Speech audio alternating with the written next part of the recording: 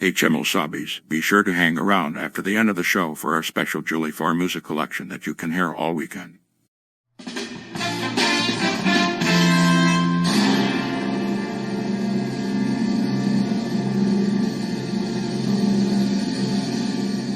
HMO Sobbies, welcome to the Julie 3 edition of 30 with Tony. Tomorrow is Julie 4, enjoy it, but don't drink a fifth, that is bad for you. Now we got some fireworks, so hit it, HMO Sobbies.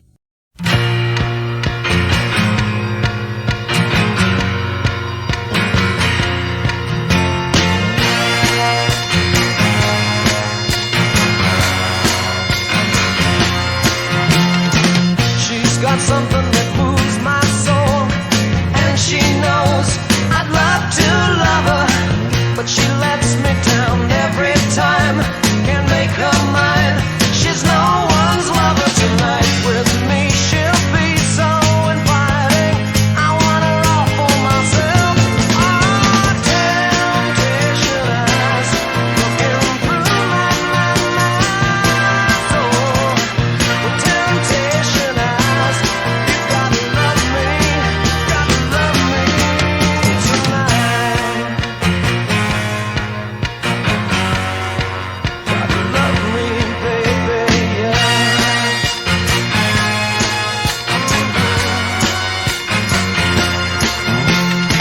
Oh, well, our innocence is just a game, but just the same, my head is spinning. She's got a way to keep me on her side. It's just a ride. It's never ending tonight. With me she'll be so exciting. I want her all for myself. Oh, temptation eyes looking through my soul. The temptation eyes, you gotta love me tonight.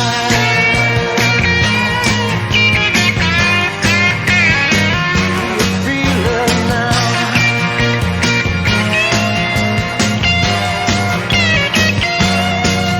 Tonight with me she'll be so exciting. I want her all for myself. Oh, temptation eyes looking through my soul. Temptation eyes, you gotta love me tonight. Temptation eyes looking through my soul. Temptation eyes, come on, love me tonight.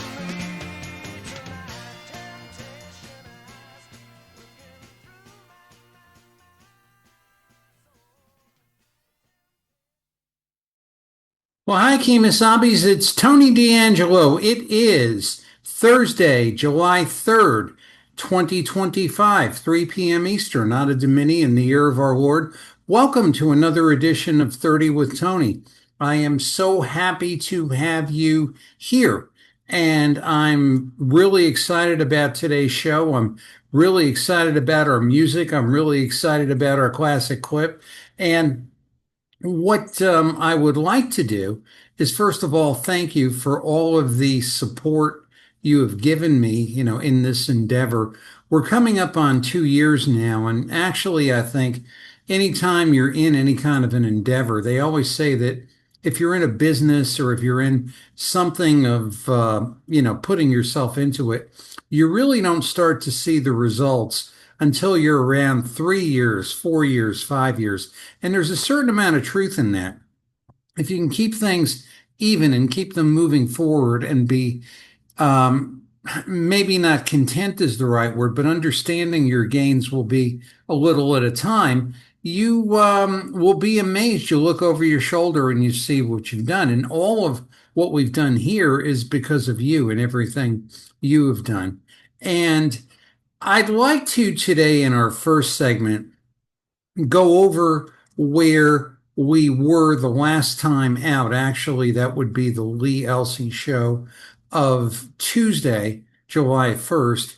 And we were talking primarily about these recent FBI investigations of things involving COVID-19 and the Connecticut governor, King Governor Ned Lamont, the unaccountable, or if you prefer, Governor Ned Lamont, was more or less kind of involved in the same things that are being investigated. And I want you to look at what we're going to do today. I'm going to show you some documents. I'm going to show you some articles. And I want you to draw your own conclusions as far as what you believe is happening. A large part of the, shall I say, the cover up in the years of the Lamont administration for COVID-19 is his buying of the media with your tax dollars so that you don't have to see what's really taking place. Actually, you want to see what's taking place. But he does not want for you to see it. And the reason for that is because it keeps the questions to a minimum. And why don't we just get into it and then we can get into the discussion? I think we'll make more headway that way. So let me go over to here. Let me go to the share. And I want to go to here. And story that broke last week, I'm going to make this a little bigger for you. This was in New York. There was an aide to Governor Andrew Cuomo and Kathy Hochul. Her name was Linda Sun. And she was first charged with a charge of acting as an illicit agent of the Chinese government. But she was then later involved in bribery and other charges in mask graft.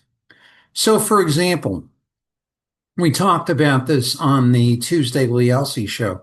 When it comes down to every single vendor in the world has been investigated for municipal purchase, and the one person who is the best qualified for this task at hand, which we all believed at the time was very, very serious, some still believe that, happens to be somebody you're related to.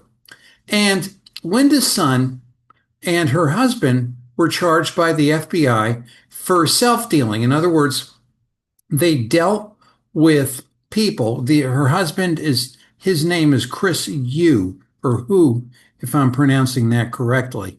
And when masks and gloves and other protective supplies were hard to find during COVID-19, Sun abused her position of trust to steer contracts to her associates so she and her husband could share in the profits. Brooklyn-based U.S. Attorney Joseph Nacella Jr. said in a statement, and that would have been last Thursday.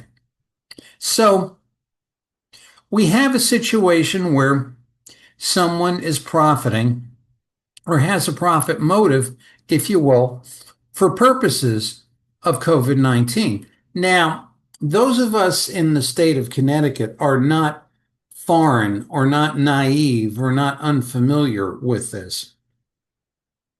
Our sitting governor, Ned Lamont, and his wife, Anne Lamont, were involved in several things with respect to testing. Anne Lamont is a partner in a hedge fund known as Oak HCFT with large placements of money in the Cayman Islands. Now, the Cayman Islands are a jurisdiction where it's secret and it's tax-free, and that's why people move to the Cayman Islands. Part of the thing, if you read the Sun case, the one we're speaking about now, there is a reference to the Sun and Yu, the married couple, placing funds offshore. Kind of interesting, isn't it, that the ill-gotten gains are being moved off the planet into a secret tax haven and secrecy haven.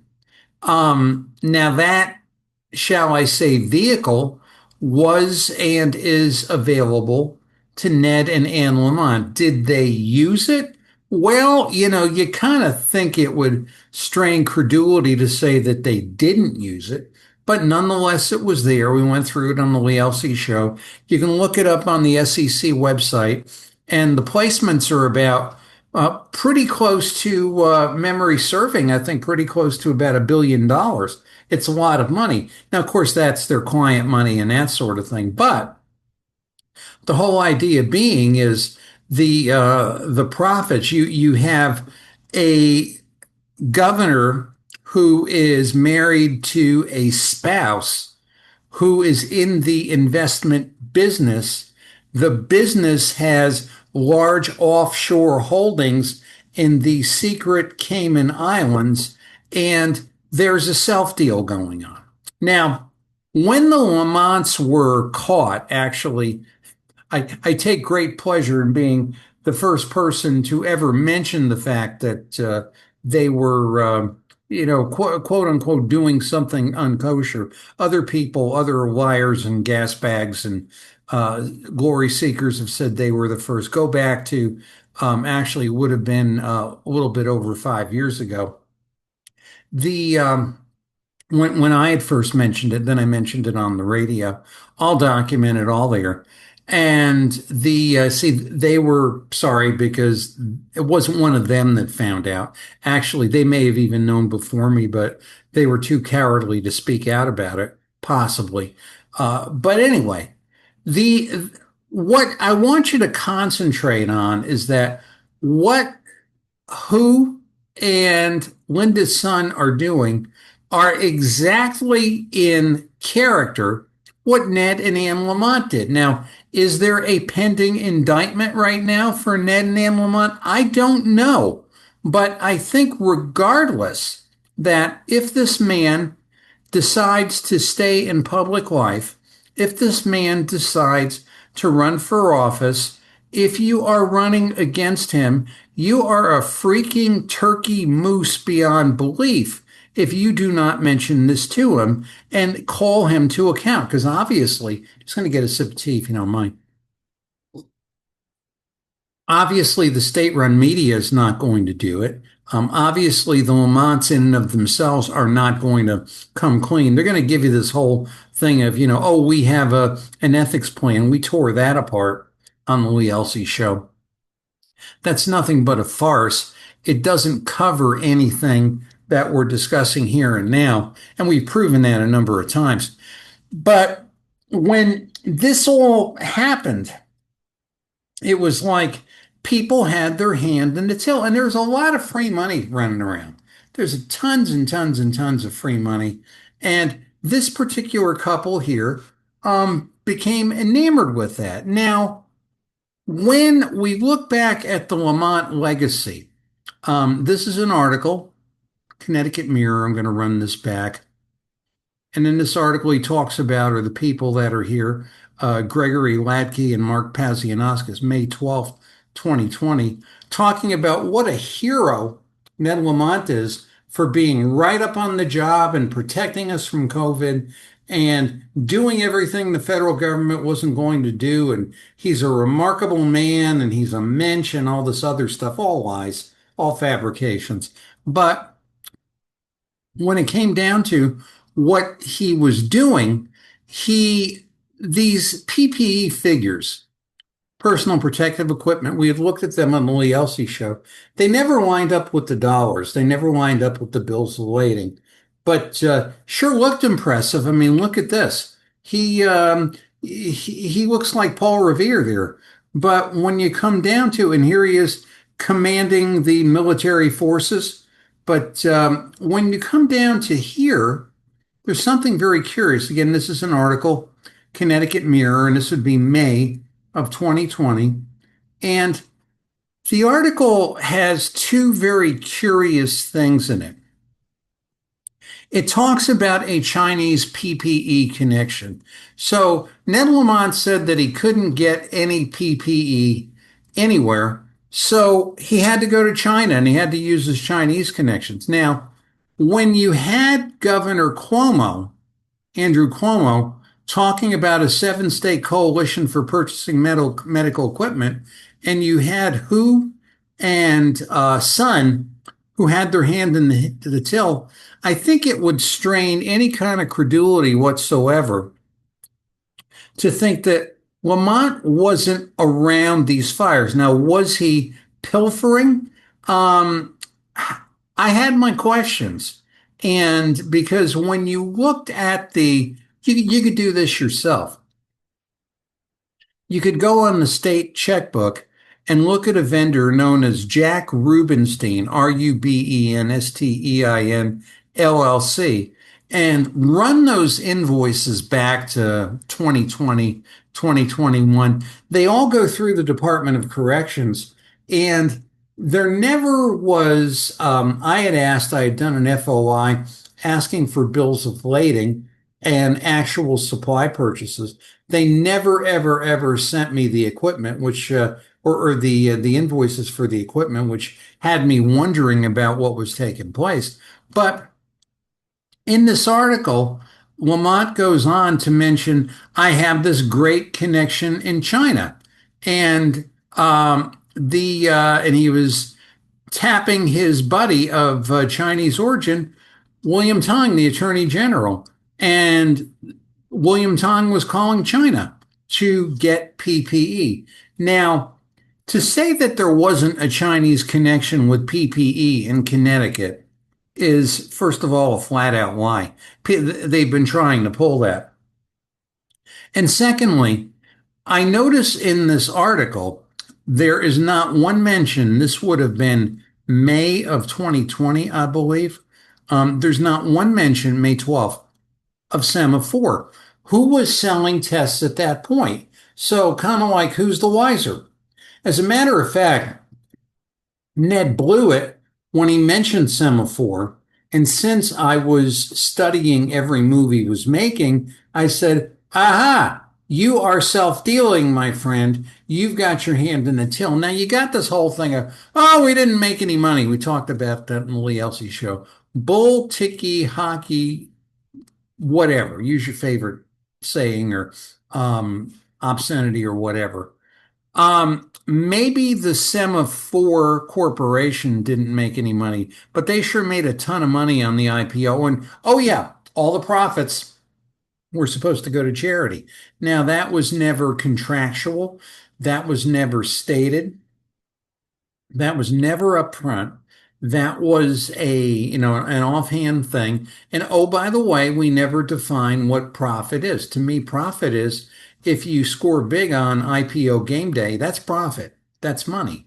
Now, again, these are things you might look at it and and people roll their eyes. It's like he's still talking about that. Yeah, I am. I am. And I'm going to continue to because whoever runs for governor against him, assuming he runs, is going to be hearing this from me night and day and night, like the old song says, because if this is a man who is in charge of the state and will not disclose what he did, what would we do if we were an honest person? If we saw this happening, graft and purchases and all this other stuff, the very first thing we would do is we would be proving that, no, we weren't involved with any of that.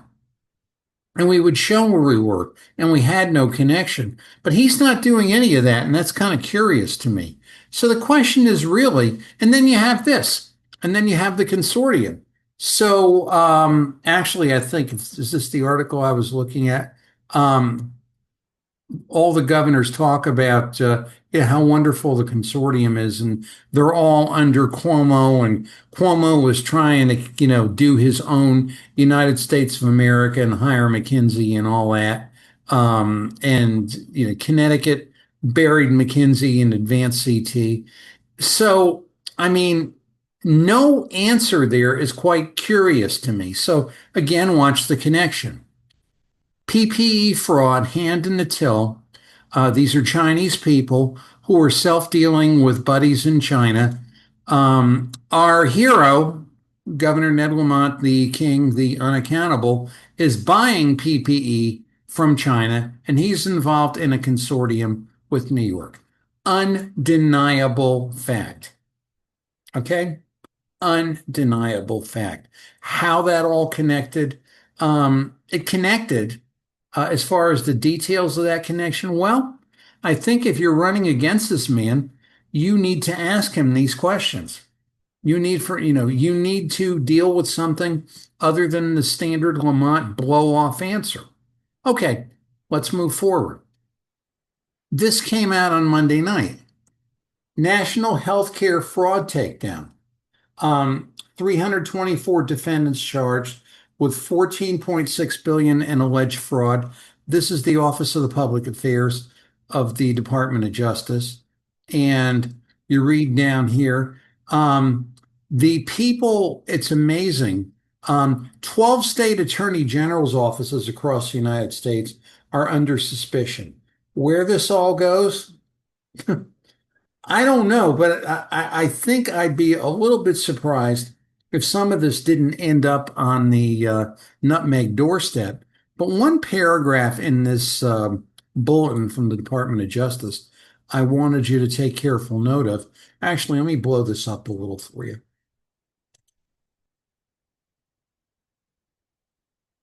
And let me just do this here.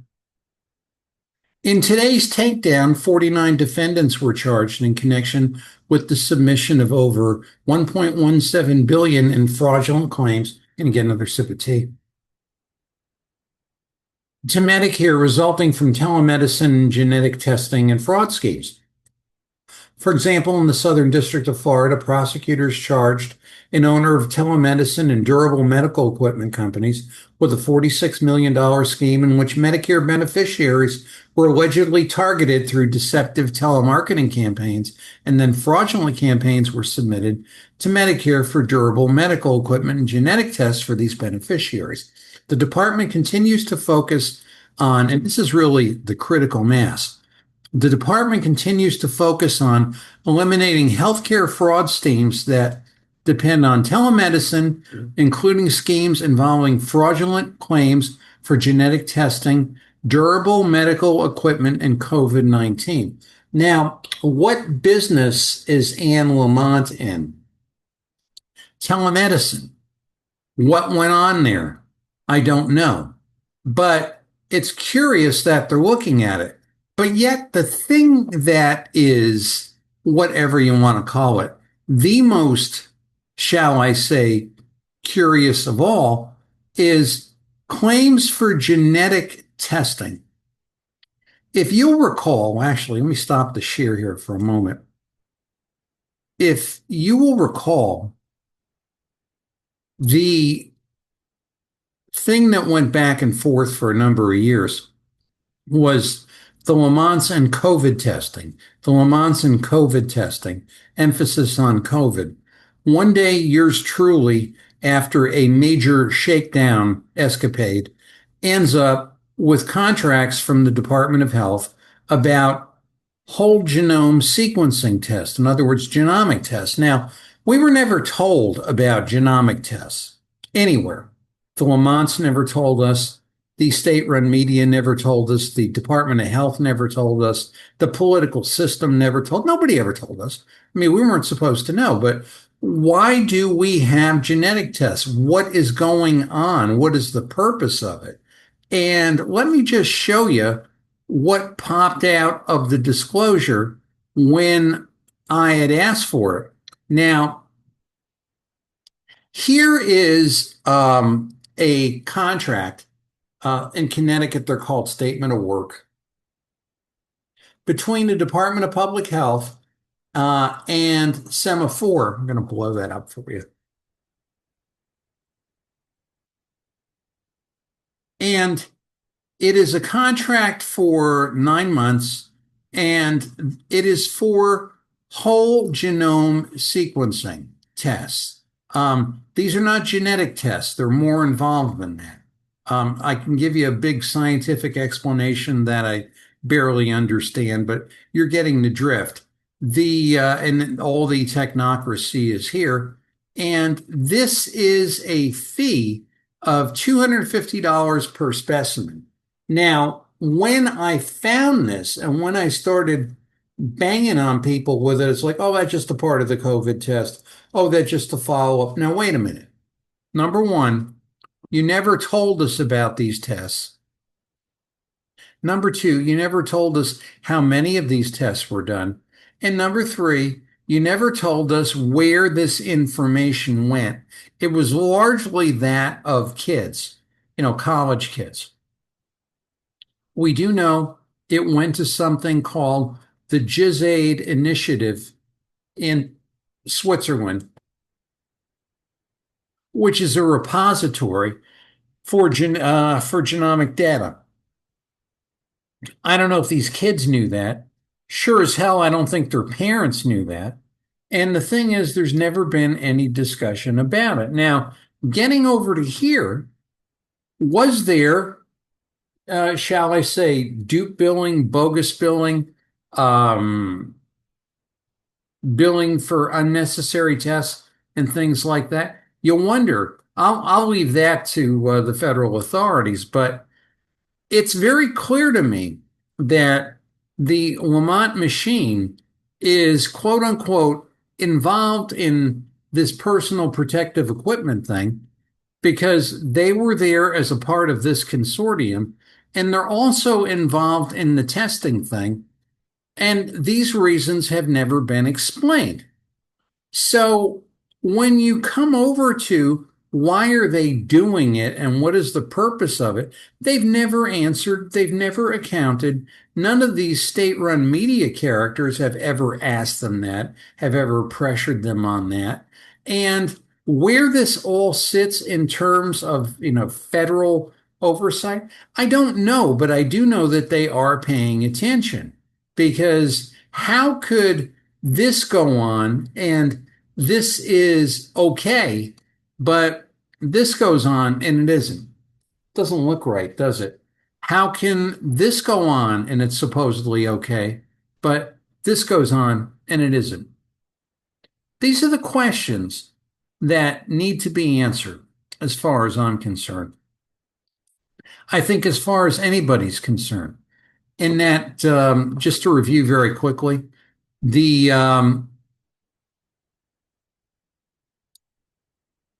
Chris Yu and Linda Sun, aides to Kathy Hochul and Andrew Cuomo, were indicted for PPE kickback charges to China. Ned Lamont admittedly was involved with China in purchasing PPE. He was part of a consortium in order to do it. How and where all that goes, I imagine we'll find out. There was this past Monday an operation announced, a national healthcare fraud takedown with a concentration on testing and COVID-19 abuses. And this is really an interesting document. And again, it's telemedicine and genetic testing fraud. The Lamont family was involved in telemedicine. The Lamont family was involved in genomic sequencing tests, as evidenced by this contract to Semaphore. And there's a whole bunch of other abuses that we talked about on the Lee Elsey show with Semaphore, the 2% disappearing sweetheart loan, the pump and dump stock scheme, on and on and on. I'm not going to spend time right now for that and review. I think you could find that on the site, and or if you have a specific question, feel free to reach out. But does something not look right to you? And I'll stop the share here. The point being is, if the Lamonts ever get indicted, or if they don't, do you think that what went on here is kosher? Do you think what went on here is correct? Do you think that they had, given us Semaphore tests because they were wonderful people and they were trying to save us all? And they've got investors and they've got investment banks. And the Semaphore public offering started right at the time of the funding of the Horse Barn Hill Investment Fund in must have been June of 2021. Do you think they were doing all of this to save us and to protect us and to show what great people that they were? You draw your own conclusions to that. But if you're running against this, And if you say you're going to be a better governor than him and you don't breathe a word of this to him, you are a bigger farce and a shame than he is. It's the fact that let's just say, assuming arguendo, nothing happened, nothing was wrong, everything was right. Well, damn it, explain it. Put it to rest once and for all. Take all of these issues, take all of these lingering questions, rather than running from them, and come to us and show us what you did, because it's not going to go away.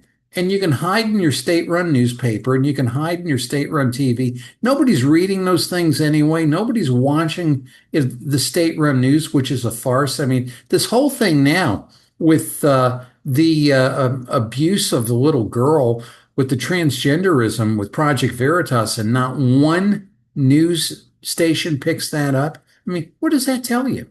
What does that tell you? Not my subject of this afternoon, but it tells you that, they're actually manufacturing news for your benefit. But what I've shown you here is real news and a real happening. So these are questions. If ever there is indictment, I would love to see the answers that come. If there isn't, draw your own conclusions. What took place here was not right. A governor and his spouse used a profit-making entity to sell tests to the populace, if you will. We don't even know if the tests were good. We don't know there was a lot of complaint about them. And then do not even tell you about that they're doing genomic tests. And there's a lot of interest right now in what's happening with COVID-19. So draw your own conclusions. I already have. And I do not think, and I know that this standard of government and governance is something that is acceptable or should be tolerated or should be condoned under any circumstances. It's Tony D'Angelo here in 30 with Tony. We're back with the second segment and the rest of the show right after this.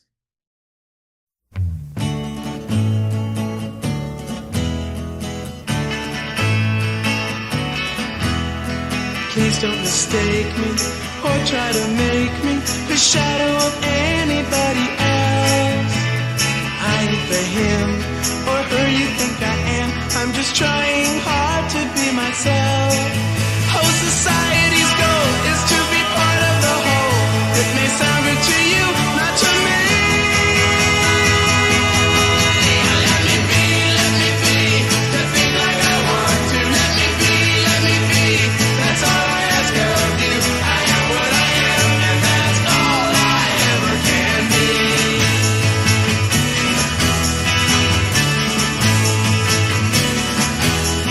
Don't try to plan me or understand me. I can't stand to be understood. I could never give in to or ever live up to being like you think I should. I've got some inner need which I'm trying to heed. I can't take hand-me-down destiny. Let me be, to think like I want to. Let me be, that's all I ask of you. I am what I am, and that's all I ever can be.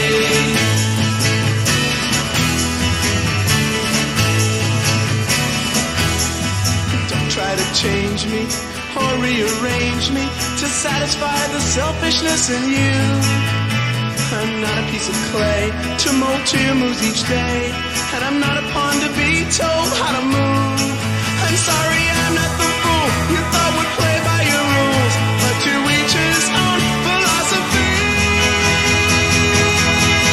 Let me be, to think like I want to. Let me be, that's all I ask of you. I am what I am, and that's all I ever can be. I said that's all I ever can be. I said that's all I ever can be. I said that's all I ever can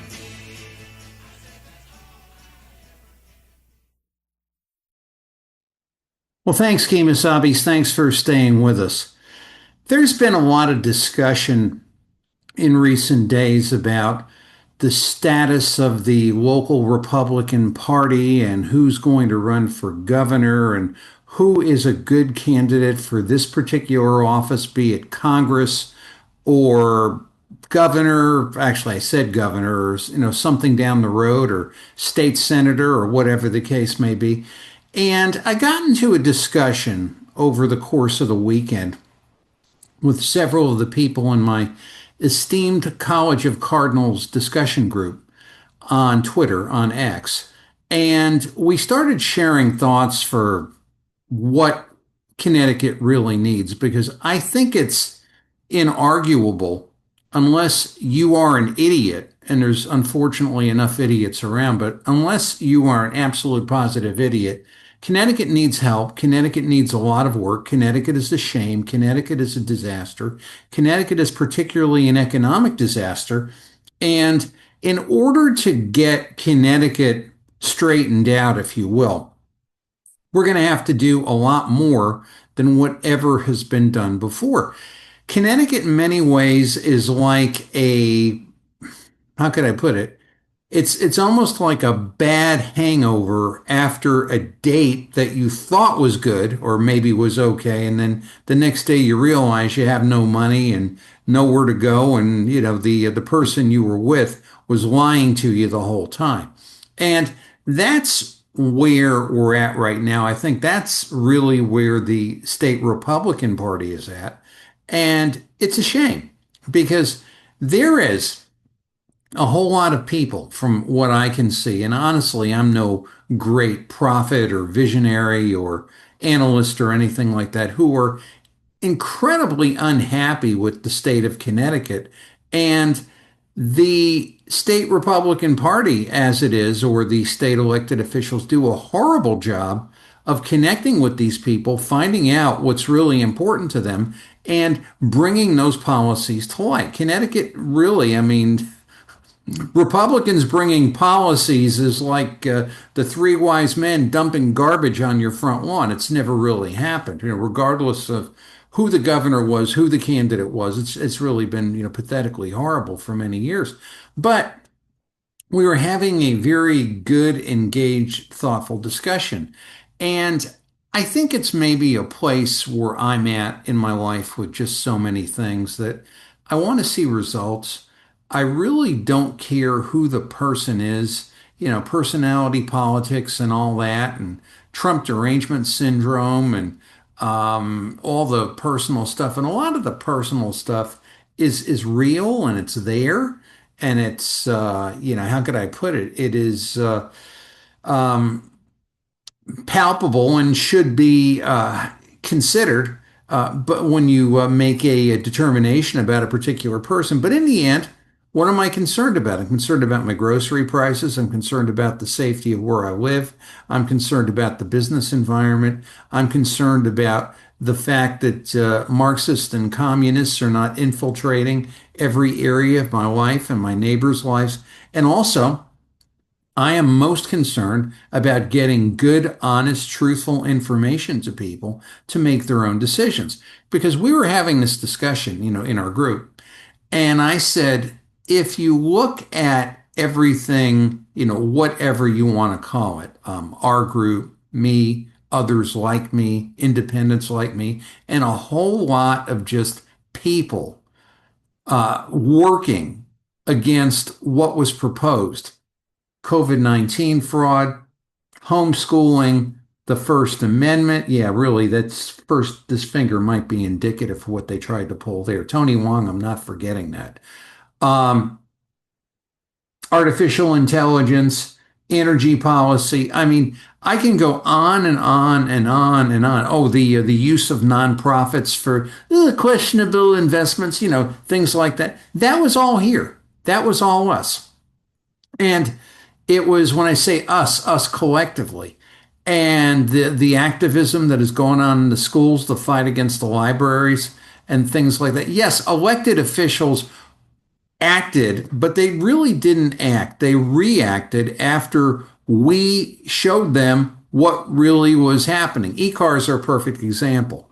The Republican Party came out with some incredibly farcical shall we say, counter proposals that really were right in the hands of Biden. They were terrible. But I get on the radio, others started to post on social media about what was really happening, and, kerflooey gone goodbye because more people became aware of this. And the automobile dealers, came aware of this. A couple of these automobile dealers were so stupid to buy the Lamont lie. I mean, mainline dealerships. Guess what, pal?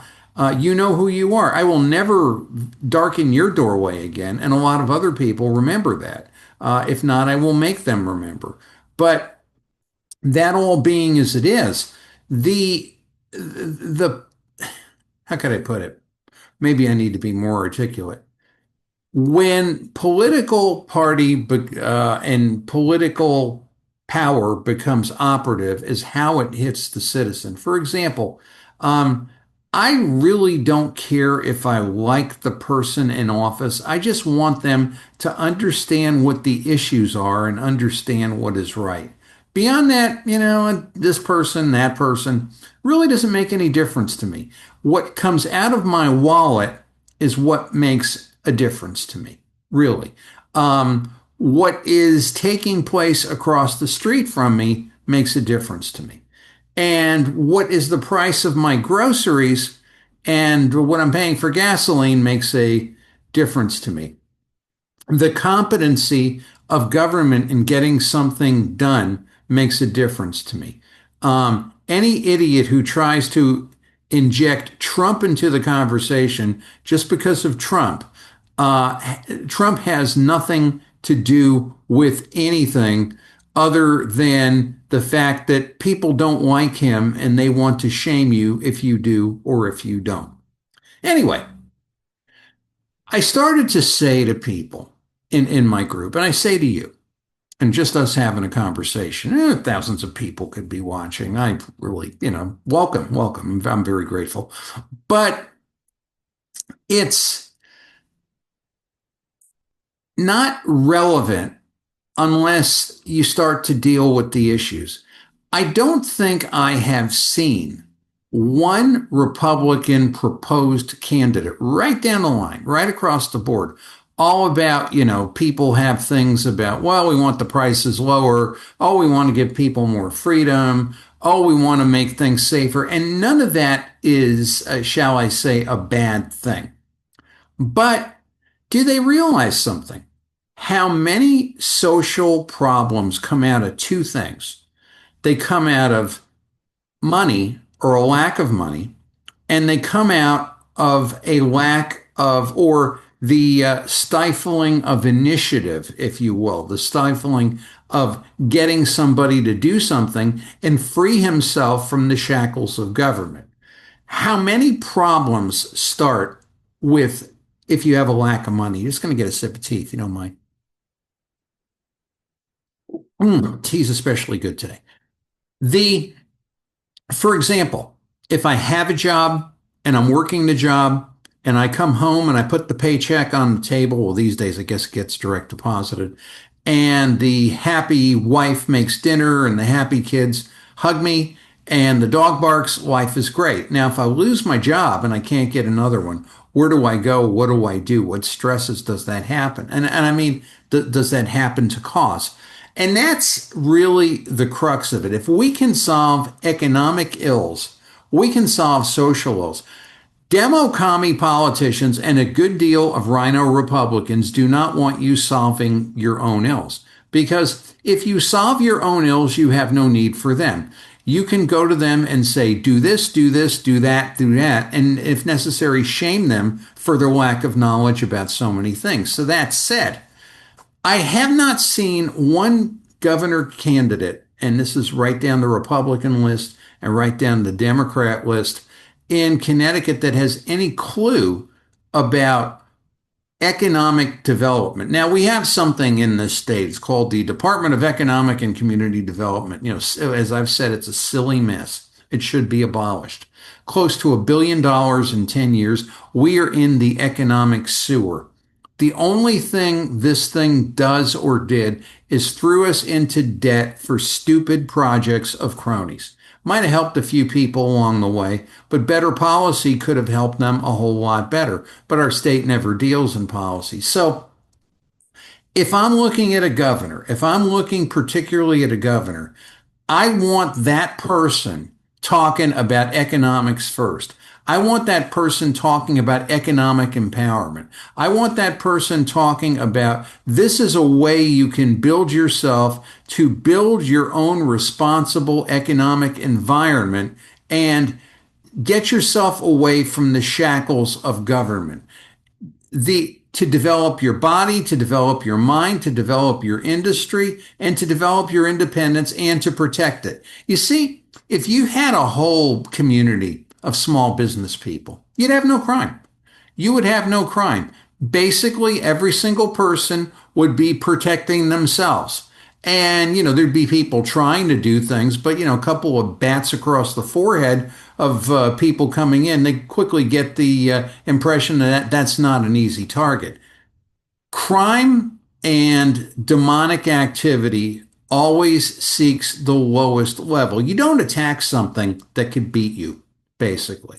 You don't do that unless you're some sort of a fool or a maniac. You attack something you feel you can conquer. And Connecticut is an incredibly conquerable state. So I'm going to give you a concept today, which is completely lost upon any single person, either in office, running for office. Interestingly enough, there are postings of it on the website of the Department of Economic and Community Development. But the people that put it there are the only ones that maybe knew a little bit about it. The whole stupid department doesn't know anything about it. They never sell it. They never, ever, ever tout it. They never consider the benefits. They never analyze it to say, this is something that's really good, and use that as a tool to develop our sick, decrepit, pitiful, sickening cities. Our cities are a shame. Our cities are an embarrassment. And you have idiots like Anwar, Senator Saul, whatever his name is, Saud Anwar, doctor, wants to put harm reduction tents on the sidewalk. Yeah. But let's see a major boutique crypto firm come to Hartford and you're pulling that crap, especially if they've got a lot of females. Yeah, brilliant, brilliant, absolutely brilliant. You ought to be governor. You ought to be governor of an insane asylum. But anyway, leaving that aside, he's clearly off the mark. The unaccountable, our governor, Governor Ned Lamont, the unaccountable, I think would like to say something like that, but he's concerned about the, shall I say, the radical element in his party wanting to stab him in the back. They're considering him to be old news. When you live in a world of Mandami being the future, and you like your cushy job, if a few shots fly by your feet, you tend to do a little tap dancing. But that all kind of being as it is, there is a concept. It is called a qualified opportunity zone. It is in the 2017 tax legislation. It is current law. And basically what it is a device to get investment in poor areas, be they rural, be they urban, and develop them into incredible places by providing real economic incentives, not stupid DECD giveaways, but real economic incentives to people to do what they need to do in order to, quote unquote, make money in a bad area with low cost and then walk out tax free. Now, you say, oh, how horrible. Oh, how billionaires. Oh, how oligarchs. Shut up. Shut up. You're an idiot. The fact that the man is making money is entirely contingent upon your city getting developed. It's called maturity. It's called economics. It's called, and this is not a word, this is a misuse word. It's called partnership. It's called synergy. And, I am confident of two things that, and again, I'll say this, any single person running for office right now has no clue about what I'm going to show you. And But what you need to do is when you get this information, you need to start asking them these questions. Because if the freaking turkey, I don't care who he is or she is, does not understand this and will not use it as a tool, they are a waste of your time. We'll get into that in a second. But here we are. We are on live television, or as Norton told Crayon, this is coming to you absolutely live. Well, you may be watching it on a tape delay, but I can't undo what I'm about to show you. I'm going to go over here to Grok, okay? And so we go to here. And here we are at Grok. And if you're not familiar, Grok is the artificial intelligence arm of X Twitter. I find this to be an incredible help to me. And every time I use it, I am reminded of the Connecticut State Senate, who voted 30-4 for the restriction of artificial intelligence. I've been through that. I'm very grateful that we have the means that we do, be it the radio, be it this show, be it social media, wherever we go, just to show how bad that was. Sad enough, part of it got into the budget implementer bill. But basically, Grok is an incredible help to me, as a lot of artificial intelligence is. And I submit unto you that the reason that the political system does not like artificial intelligence and they're scared about it and they want to regulate it and all this other stuff is because it terrifies them, because good research on artificial intelligence gets right to the heart of what they're doing, saves incredible amounts of time, and makes their lives and their shenanigans much harder to pull. So I am a big believer in artificial intelligence for so many things, and not just selfishly, but there's so many things you could do for society that are great because of artificial intelligence. Just repetitive operations and can save eons of time, make businesses incredibly more profitable, make lives incredibly more profitable. And my feelings about that, I believe I can support anywhere, but that's not really the subject today. We're talking about a qualified opportunity zone. And I'm going to do a simple Grok search. Again, I can't do this again. I can't undo it again. I'm just going to type in, what is a qualified opportunity zone?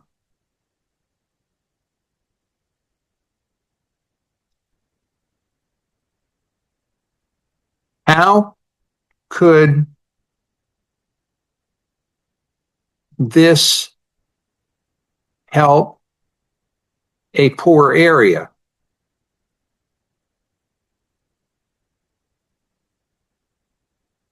Why don't more, put it this way, why don't politicians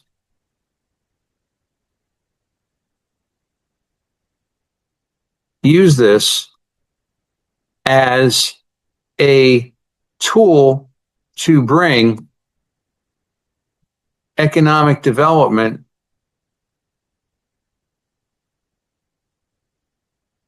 into their terms enough? And that's not perfect English, but I'm going to do a simple search.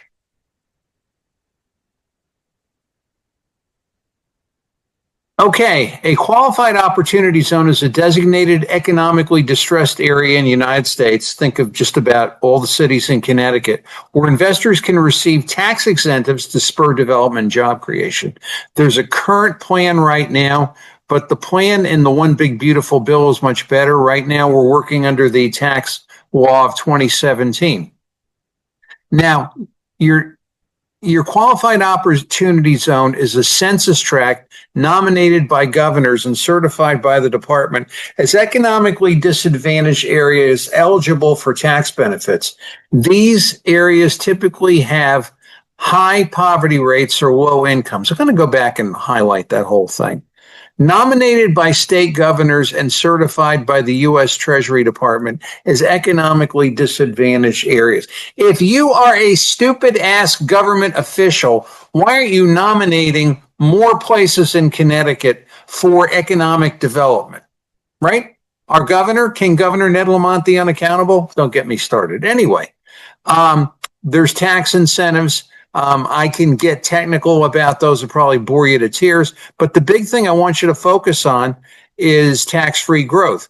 QOF, Qualified Opportunity Fund investment, which is a result of the zone, is held for 10 years or more. Any appreciation in the investment is exempt from capital gains taxes upon sale. In other words, if you hang out in the city for 10 years, improving it, building it, and working it, you get a tax-free break. Now, there's other things in the 2025 bills.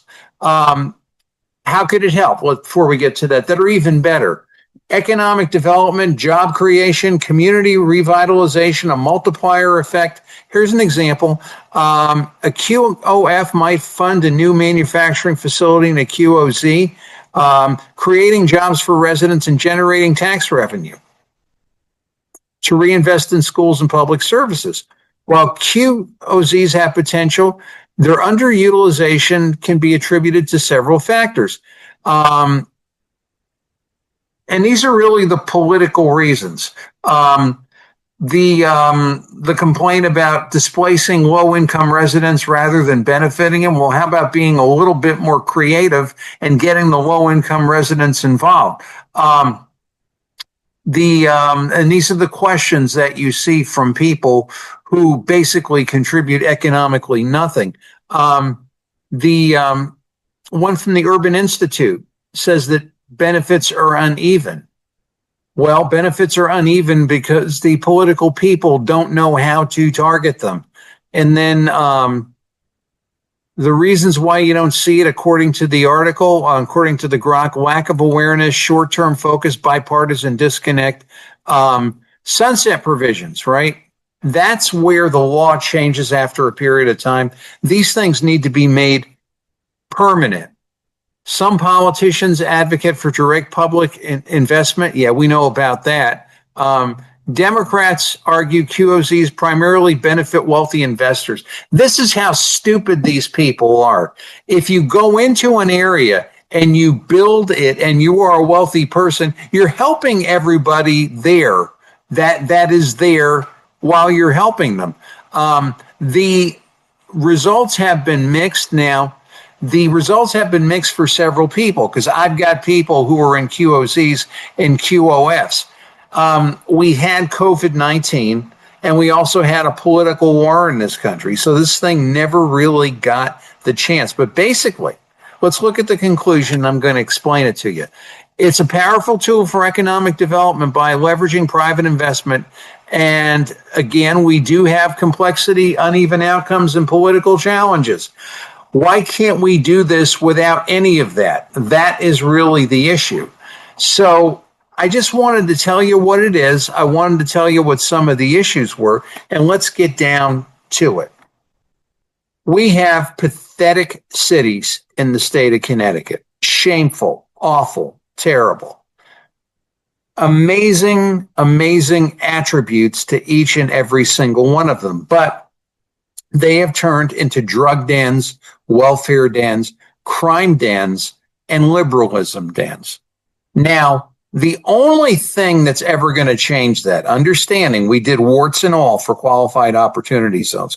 We could get a whole lot more detailed and all that, but you can either do that on your own or you can read up about it. But for purposes of the show, I would bore you to tears.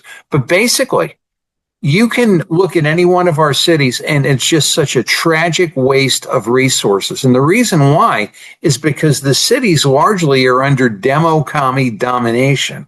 And they never started that way. They never became that way, but they became that way they didn't become that way over themselves. That said, when you have something, if you were a governor and you're running saying, I am going to run this city back to where it needs to be. And I'm going to trumpet opportunity zones. I'm going to name more areas in the city as opportunity zones. I'm going to work on real tax policy. I'm going to eliminate bureaucracy. I'm going to get rid of stupidity. I'm going to clean the place up. I'm going to make it safe. I'm going to refund police. I am going to clean up the streets. I am going to turn a new leaf over in the state. And you will get people running to you. They don't care about reputation. They don't care about past business. They care about making money. And what they need to know is, if I put my money down here, am I going to walk away in 10 years with more money? That's fine. That's perfectly okay. When they do that, they're going to be making an investment in places where other people aren't going to be making an investment. And they're going to be building, they're going to be growing, they're going to become a part of the community. And an intelligent governor, an economically minded governor, an economically minded candidate would be selling that. You would be selling the disaster and you would be selling the improvement. And your biggest tool to do this is the one big beautiful bill, the qualified opportunity zone, and you're going to change the tax structure. Let me tell you, the 2025 bill has got something in there that's dynamite. I'm not going to bring you through that, but a 1-year write-off on a manufacturing facility, 1 year, 1 year. You wipe the whole thing out. You have an incredible tax break going forward. Again, you've got to stay in it a while, but that should be on the front page of every single candidate's campaign place, whatever you want to call it, campaign site, that I'm going to use this to build back Connecticut. Because right now, you've got a sad, sick, nonsensical, laughable, garbage, high tax, high crime, drug addicted mess. And the question is, what are you going to do with it? You're going to fix it if you've got any brains, and you're going to fix that by using economic structures. Because if I have enough money and if I have my own means and if I'm able to do things, I'm not going to screw it up. I'm not going to be out committing crime. I'm not going to be out committing robbery. I'm not going to drive recklessly and drink recklessly because I've got to keep things together. I'm working to make them better. That exercise has been entirely forgotten about by just about anybody in political office. It's simple as that, and it's just as difficult. Get me a damn governor candidate. Get me a damn elected official that says, D'Angelo or anybody else, I'm going to make the economics in this state first. That is my first agenda, because by fixing that, you fix a myriad of other ills. We have all the social problems because we are a non-industrious place. And believe me, idle minds are the devil's workshop. I'm not shooting up with drugs if I got to show up tomorrow on a job and I like the money I'm making and I like the job. It takes care of itself. But that's the whole problem. Politics never takes care of itself. Politics creates the problem, so they'll have another reason to quote unquote be political and make your life more difficult. It is time to end this. So to any single person running for the office of governor, this is what you're going to have to deal with. These are the questions you're going to have to answer, and you can't run and you can't hide. Believe me. Because if you do run and you do hide, you will indicate to just about everybody that you are continuing part of the problem and not a part of the solution. We'll be back with the rest of the show. The fun part, it's Tony D'Angelo here on 30 with Tony. Back after this. HMO Sobbies. It's the Trickster. It's time for a 30 with Tony classic movie review. And here's Tony. Well, thanks, Game of Zombies. Thanks for staying with us. And today, for our classic clip, I thought I would do something a little bit differently, or a little bit different. I want to commemorate probably the greatest comedy act ever to walk this earth. And really, they were non-politically correct. They were violent. They were insulting, but they were funny as anything. And if it's funny and it makes me laugh, and if it doesn't hurt anybody, I really don't care. Let me introduce you, or in many cases, reintroduce you to the Three Stooges. And Most of you know the Three Stooges. If you were like me and if you grew up, 35 miles outside of New York, WPIX showed Three Stooges comedies for years and years and years. And they were hosted by a gentleman known as Joe Bolton, who would put on a police uniform, was known as Officer Joe Bolton. Joe Bolton was like a longtime staple of WPIX in New York. And Joe would have the Three Stooges. I forget if it was a half hour or an hour. And he would show these comedy shorts. Now, when I say shorts, when movies were made years ago, it wasn't like today you come in, you watch a bunch of previews. Of course, if the communists in the Connecticut state legislature have their way, they don't want you watching previews. But basically, it's not like that. And then you see the movie. There was a cartoon, and there were several known as shorter movies known as short subjects. They ran about 15 or 20 minutes, and then you would have the feature presentation. At the end of the movie, you would have coming attractions, and that's why the little snippets that I show from now and then and whenever are called trailers because they trailed the entire show. Now, if you were my father and you were editing this, I had to do an edit, for this particular show, and the it was so easy to do. I bring it up, I take it, I cut it, I run it, I push it together. All of that used to be done with solvent and a presser, and it was probably the worst process, something worse than making sausages. I used to help my father do it. And now it's just so easy. But basically, when you put a show together, you would splice together all these little movies. And the Three Stooges films, or the comedy films, or the comedy shorts, were designed to quote unquote get your appetite stirred up for the main movie. Now, the Three Stooges, there's a long history of how this comedy team came about. It was around for almost 50 years. Mo Howard, known as Mo, most people remember Mo. Larry Fine, known as Larry, not getting his picture to pop up. That's Larry over here. Shemp Howard, and these are all primarily Jewish boys. Samuel Horowitz, Joe Palma, and he was probably around as a foil for years. Curly Howard, the legendary Curly, did not live a long life, sadly, but probably one of the funniest comedy character actors ever walked the earth. Joe Besser, who was a longtime comedy character actor, known as Stinky Davis in the Abbott and Costello show, my favorite comedy show. That first season, if you were to put me on an island and give me nothing but one show to watch, I'd want all the episodes of that. And Curly Joe Dorita, who came around a little bit after.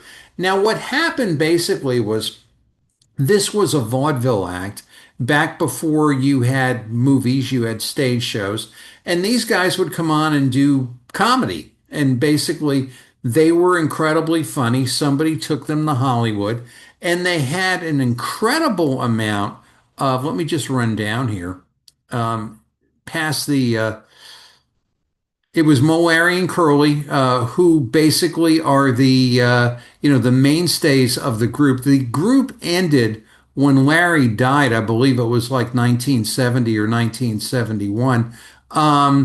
The movies, and this is kind of curious. I don't know how many they made. It's somewhere in this article, but they made $600 per week with a renewable option. Now, that was big money back then, and it was they were there for 23 years, and they never were aware of their drawing power. Their contracts had to be renewed yearly, and Harry Cohn, who ran the studio, told them that the short subjects were in a decline for a number of reasons. Now, basically, what happened, a very long story made very, very short. The Curly became ill. Shemp took over for him, and the movies were still shown in the theaters, if you will, but something they never figured on. And we'll just scroll back here to the top of it. is television. When television stations established in the 1950s, they started showing Three Stooges shorts. And the Three Stooges were looking at this and they said, this ain't really fair. I mean, we did this work. We should get paid for this work because the TV stations making money, distributors making money, we're not making anything. And they went to the Screen Actors Guild and they said, we should be getting something for this film work that we did. It's just terribly, terribly unfair. Now, the president of the Screen Actors Guild at that time was Ronald Reagan. Yes, President Ronald Reagan. And he said, no, I don't want to do that. That will cause a horrible precedent. It would bankrupt the studios. So basically, in history, the Gipper stiffed Curly.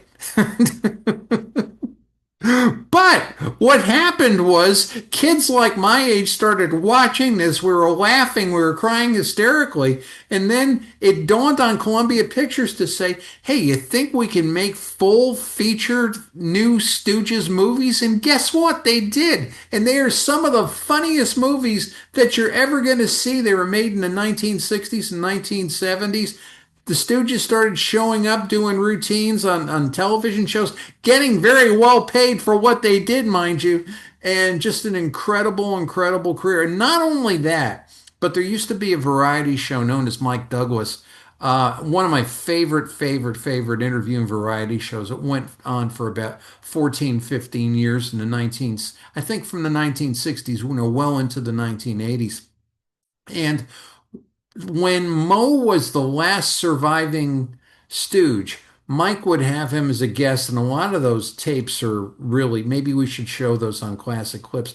They are hysterically funny. Moe could still rock a crowd, but if you want knockdown, drag out, insults, pies, women getting their dresses ripped off, and great fun stuff, get in front of your television set, get your food of choice, and have a lot of fun watching the Stooges. So that said, I don't know out of all these movies which movie I can show you, but to review the Stooges, Moe Howard, Larry Fine, Shemp Howard, Joe Palma, Curly Howard, Joe Besser, and Joe DeRita, the legend of the Three Stooges. I decided today I would show you the short film with the very popular song came out about, maybe 40 years ago called The Curly Shuffle. It'll give you a good idea of what it's all about. And guess what? If you're offended, I really don't care. Let's have some fun.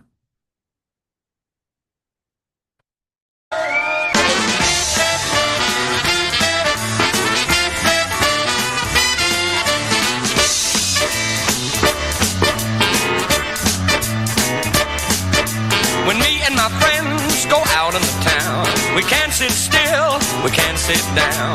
We don't like to fight and we don't like to scuffle, but we dance all night doing the curly shuffle. Hey Mo, hey Mo, hey Mo, hey Mo. Well, yuck, yuck, yuck, yuck, yuck, yuck, yuck, yuck. What is he? What is he? Well, we never miss a chance. We get up and dance and do the curly shuffle.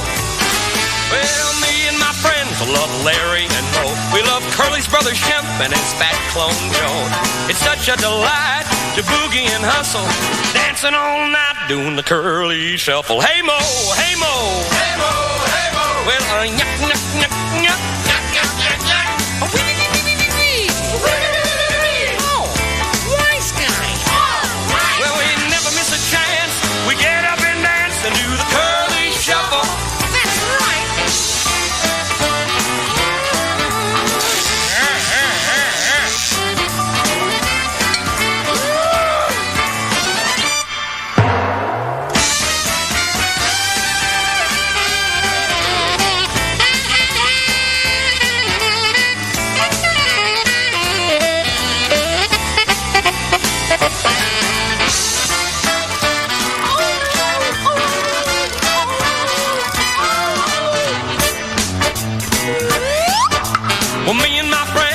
we all love to see.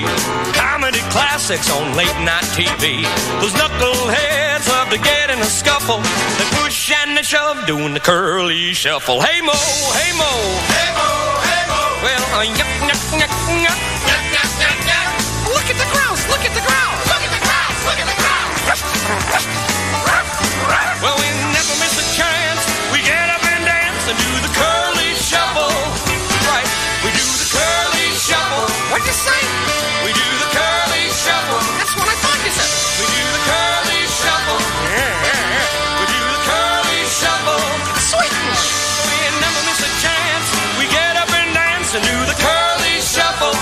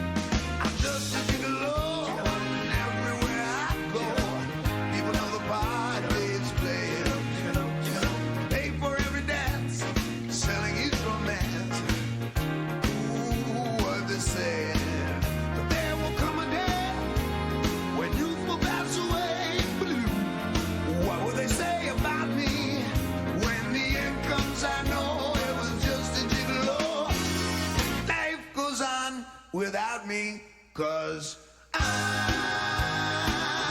ain't got nobody. Nobody is for me. Nobody, nobody cares for me. I'm so sad and lonely. Sad and lonely, sad and lonely. Want some sweet mama, come and take a chance with me. 'Cause I ain't so bad. Get it on, baby. Send a love song. Love the time. Keep it on the beat. On the beat. Bop. Bozzy, bozzy, bop. City bop. I ain't got nobody. Nobody cares for me. Nobody. Nobody. Hey, say. See that song? Wow, they made me low, baby. You got it, baby. Little soul.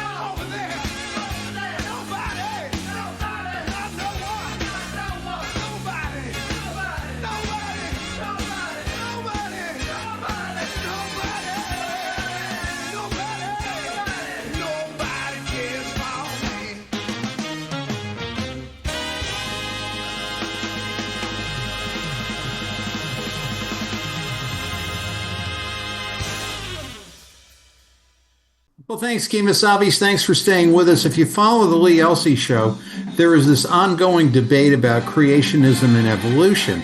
So one day a little girl was listening and she became very interested. So she went to her mother and said, "Mom, how was I created?" And Mom said, "Well, God created Adam and Eve, and ever since then, the human race has proliferated, therefore it's God."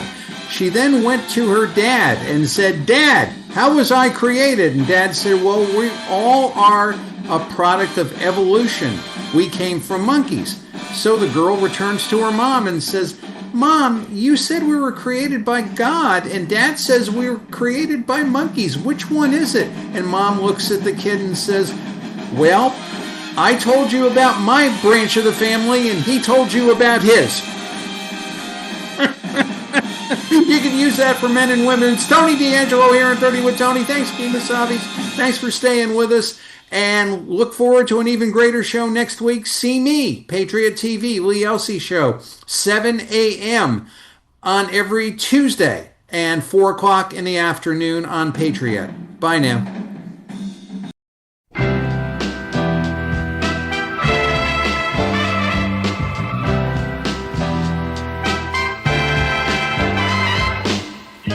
Most people got sold if they wanna try.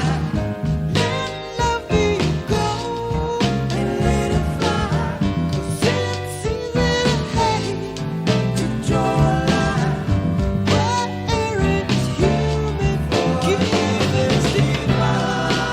I know a lot of people think like me, that this world could be a place that's filled with harmony. Cause there's a lot of things we got to rearrange. Just put an end to hate and lies so peace can come and choose your way. As long as there is a ray of hope, Lord, I don't mind going out doing my work. Light up the way to brotherhood. Help us to make his dream understood. Sometimes the road gets a little rough. Your strength is all gone, you had enough. But there's people who win without breaking faith. Our world won't survive unless we think like this. I can't imagine any greater need, no, no, than to treat each other just like we like to be. Here's the gas, just knowing what is yet to come. Now let's get together, gotta get together one by one. As long as there is a ray of hope, Lord, I don't mind going out doing my work. Light up the way to brotherhood. I got to keep on searching, gonna keep on searching till I find out. Keep on searching.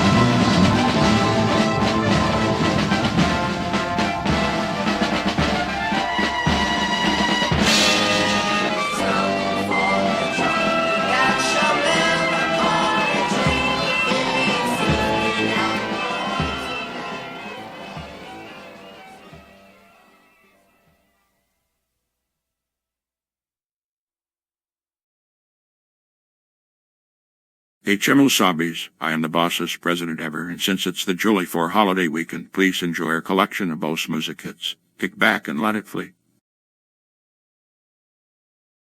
You keep pouring it from one way to the other, changing the straw. And now to sing this lovely ballad, here is Mama Cass. Stars shining bright above you. Night breezes seem to whisper, I love you. Birds singing in the sycamore tree. Dream a little dream of me. Say nighty night and kiss me. Just hold me tight and tell me you'll miss me while I'm alone and blue as can be. Dream a little dream of me. Stars fading, but I linger on, dear, still craving your kiss. I'm longing to linger till dawn, dear, just saying this. Sweet dreams till sunbeams find you. Sweet dreams that leave all worries behind you. But in your dreams, whatever they be, dream a little dream of me.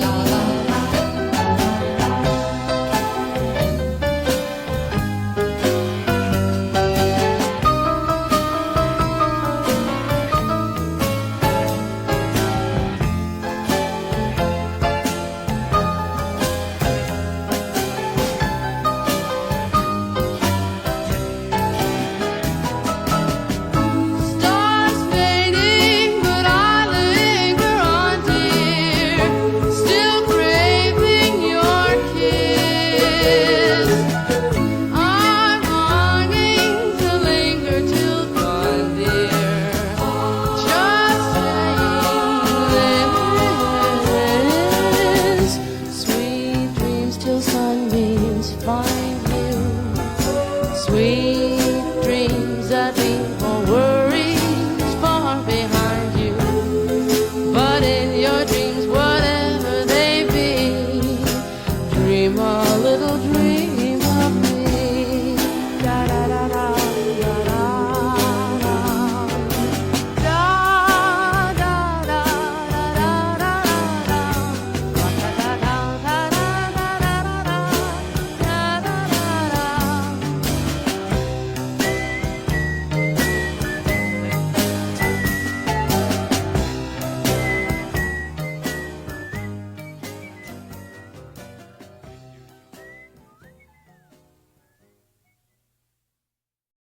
Hey Chimosabis, it's Memorial Day, and on 30 with Tony we keep our tradition of playing our hottest and best Bose music selections. So go to your barbecue, break all the chin and turn it up, mama.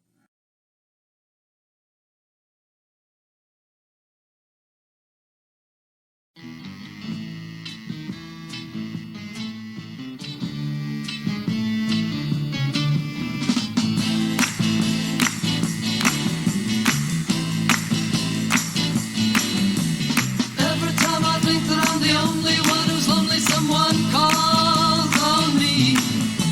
And every now and then I spend my time at rhyming verse and Christos falls in me. And then along comes Mary. And does she wanna give me kicks? And he wants any chicken, give me pickle memory. Oh baby, rather got no tales from all the fields and tribulations no one ever sees. When we met, I was sure out to lunch. Now my empty cup tastes as sweet as the punch.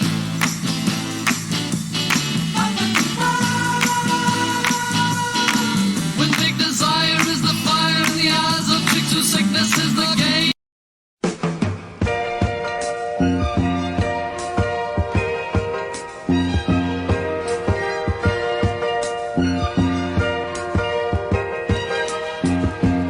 It was right on the tip of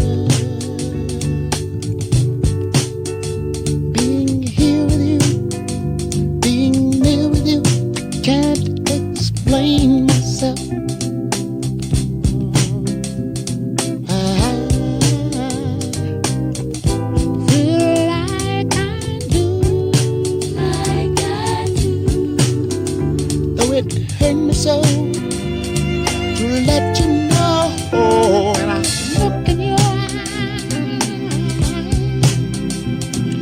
you let me know how you feel. Let me know if the love is really real, but it seems to me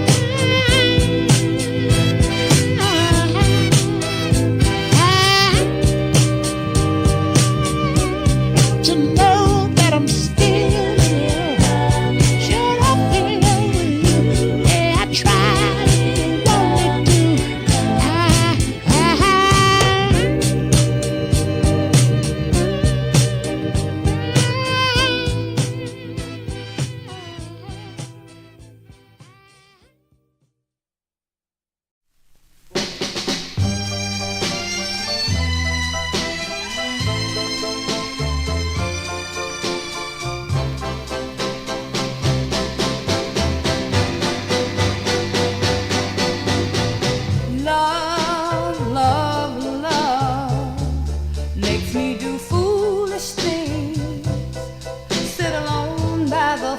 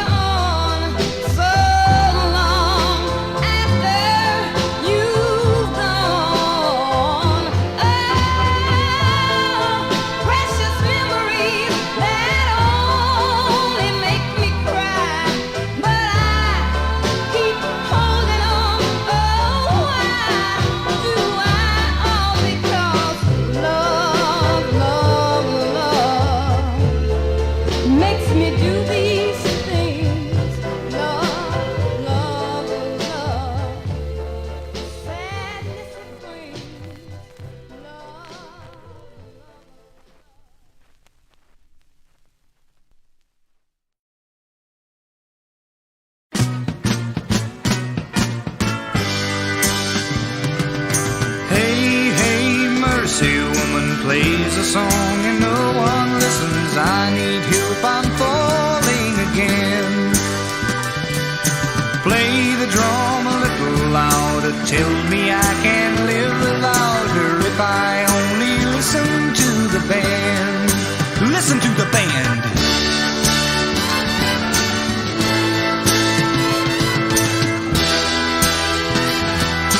Weren't they good that made me happy? I think I can make it alone.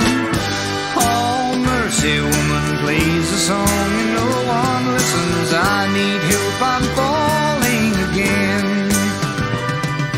Play the drum a little bit louder, tell them they can live without her if they only listen to the band. Listen to the band.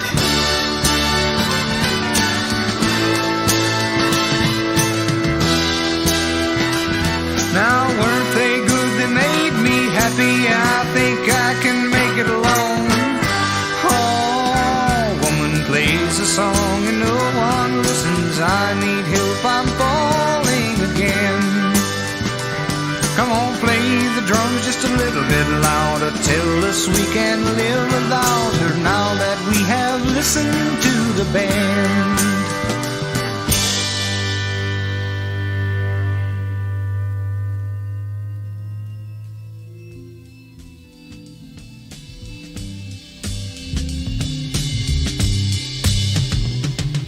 Listen to the band.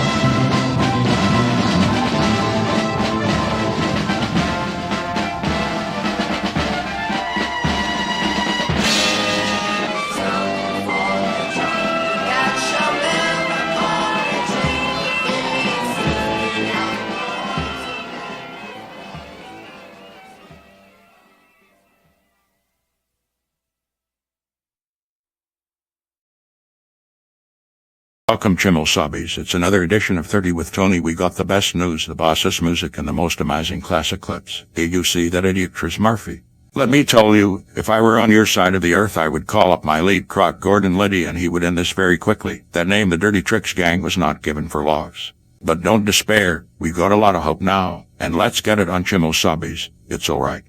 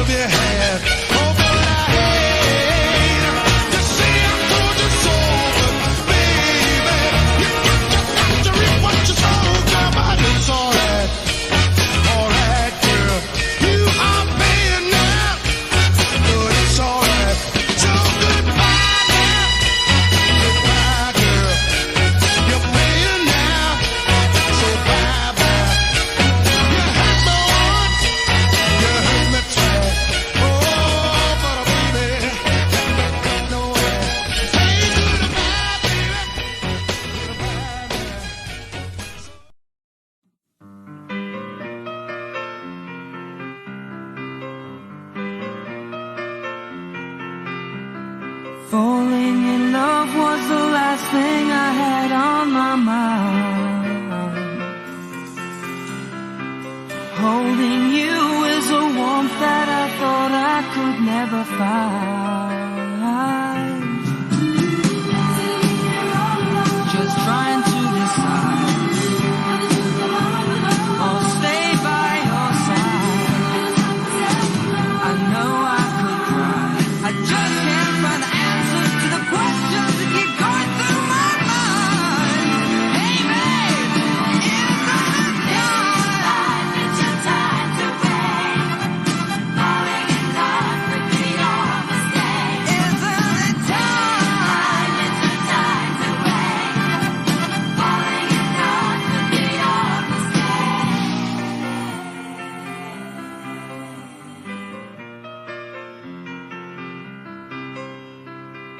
I've seen visions of someone like you in my life.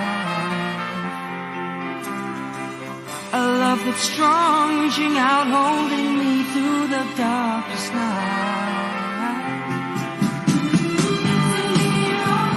Just trying to decide, I'll stay by your side. I don't want to cry, I just can't find the answers to the questions that keep going through my mind. Hey babe, it's your time to wait. Falling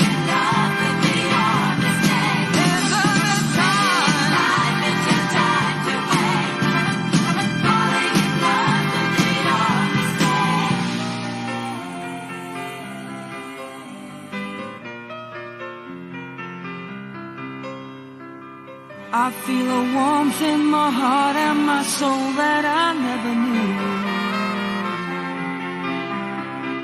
This love affair gives me strength that I need just to get me through. Just wondering why. I know I could cry, and everything seems alright. I finally found the answers to the questions that keep going through my mind. Hey babe, it's time. You don't have to wait. I know it's time. Oh yeah, I know it's time. You don't have to wait. It must be time. Yeah, it must be time.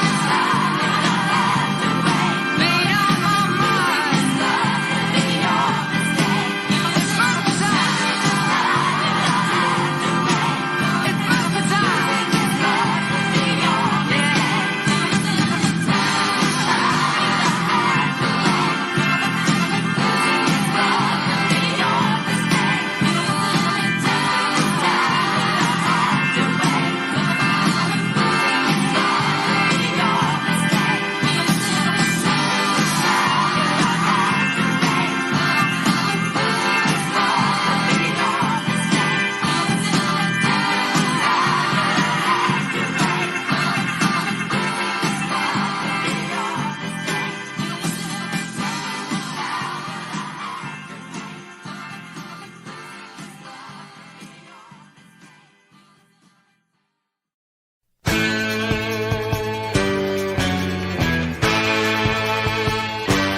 What I don't know, you could tell me. What I should know, if you let me know how you feel, how I love you. And what I don't know couldn't hurt me, but what I could show, if you let me know just how you feel and how I love you. Come on and say it. Sooner or later, you're gonna need it. Girl, you got to make up your mind. You gotta choose. You're gonna lose everything. Tell me just one good reason why you won't say what you feel inside. Isn't your pride? Well, why won't you tell me? Come on and say it. Sooner or later, you're gonna need it. You got to make up your mind. You gotta choose. You're gonna lose everything.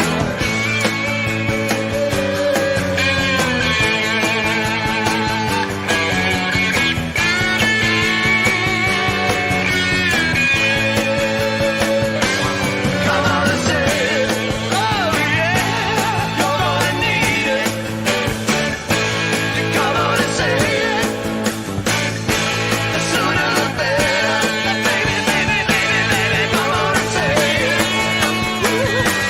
Come on and say it. Come on and say it. I know you wanna go. Come on and say it. Come on and say it, baby. Come on and say it.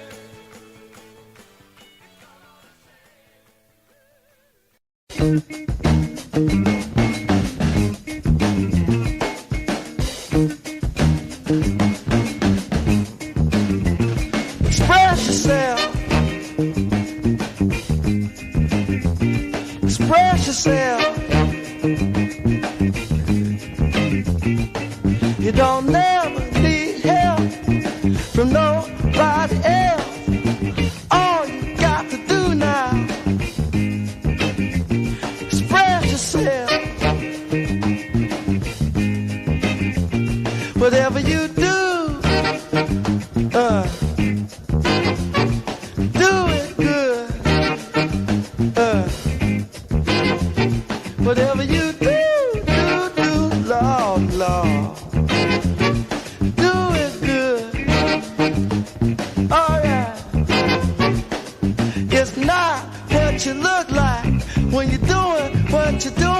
It's what you're doing when you're doing what you look like you're doing. Express yourself.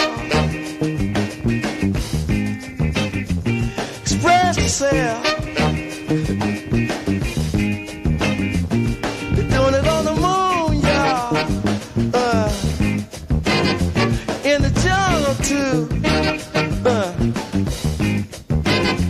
Everybody on the floor now. Jumping like a kangaroo. So let the horn do the do they do, y'all.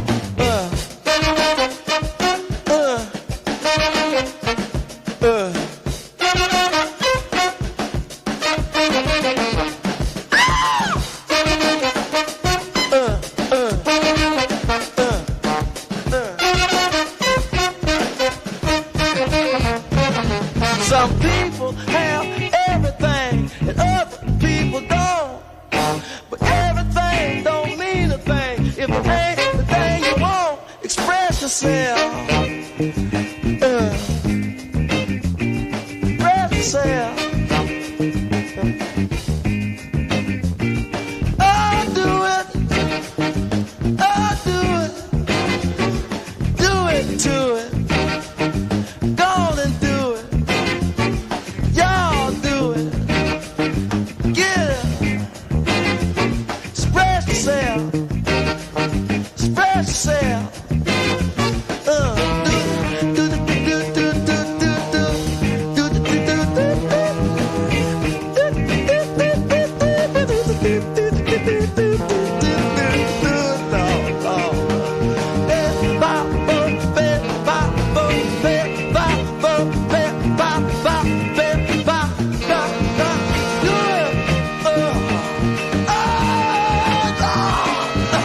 Do it.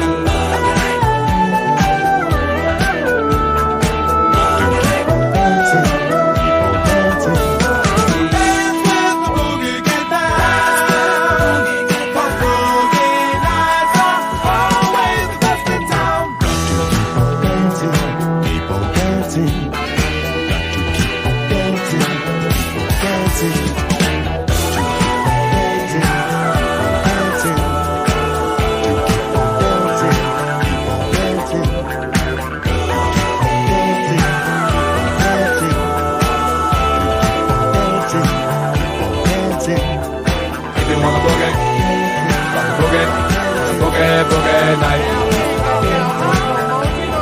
But they still boogie. If you wanna boogie, boogie, boogie, boogie night. West End. What they doing? What they doing before all they If you wanna boogie, the boogie, boogie, boogie night. If you wanna boogie, boogie, boogie, boogie night.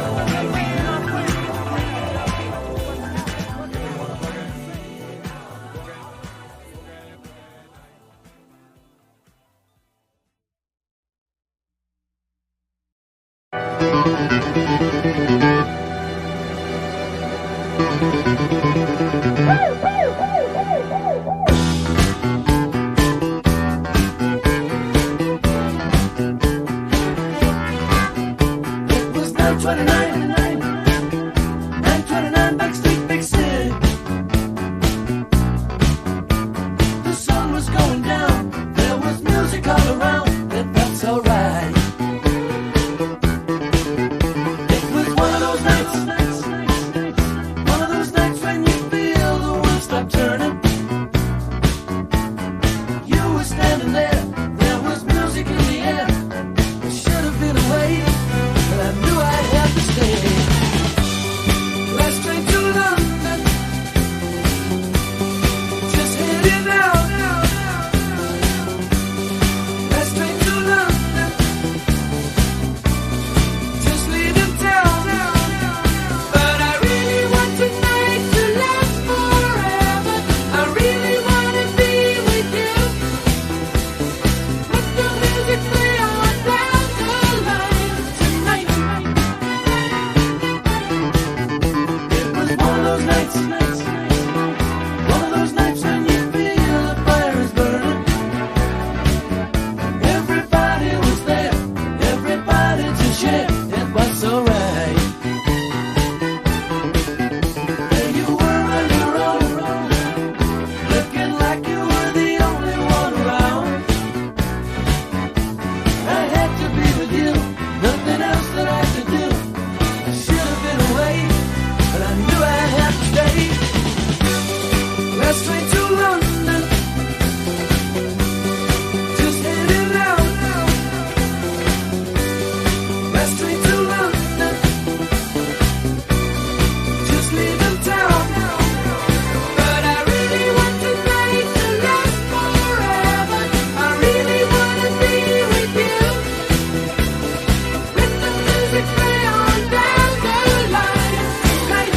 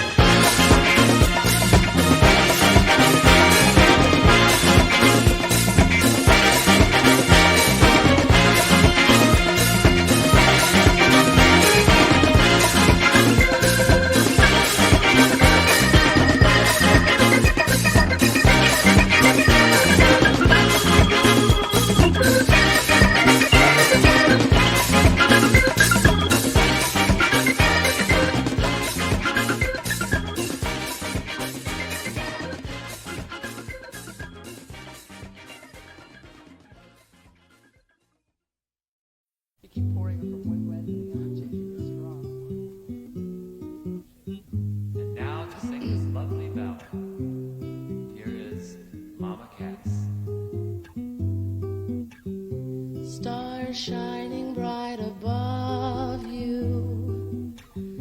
Night breezes seem to whisper, I love you. Birds singing in the sycamore tree. Dream a little dream of me. Say nighty night and kiss me. Just hold me tight and tell me you'll miss me while I'm alone and blue as can be. Dream a little dream of me. Stars fading, but I linger on, dear, still craving your kiss. I'm longing to linger till dawn, dear, just saying this. Sweet dreams till sunbeams find you. Sweet dreams that leave all worries behind you. But in your dreams, whatever they be, dream a little dream of me.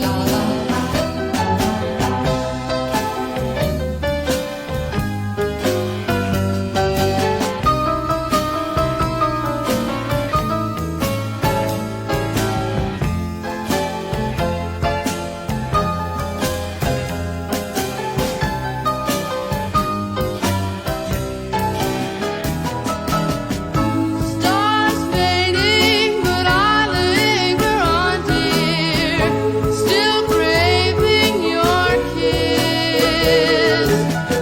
I'm longing to linger till dawn, dear, just saying this.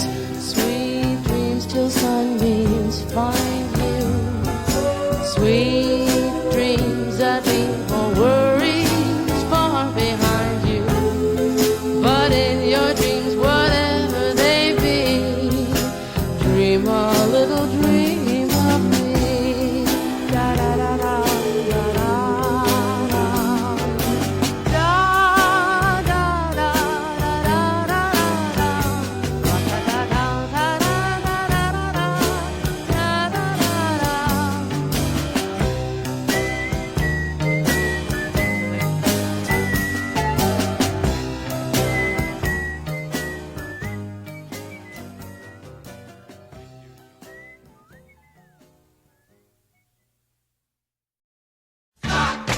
Oh, I'm so ready. Just one more kiss. Come on, now, baby.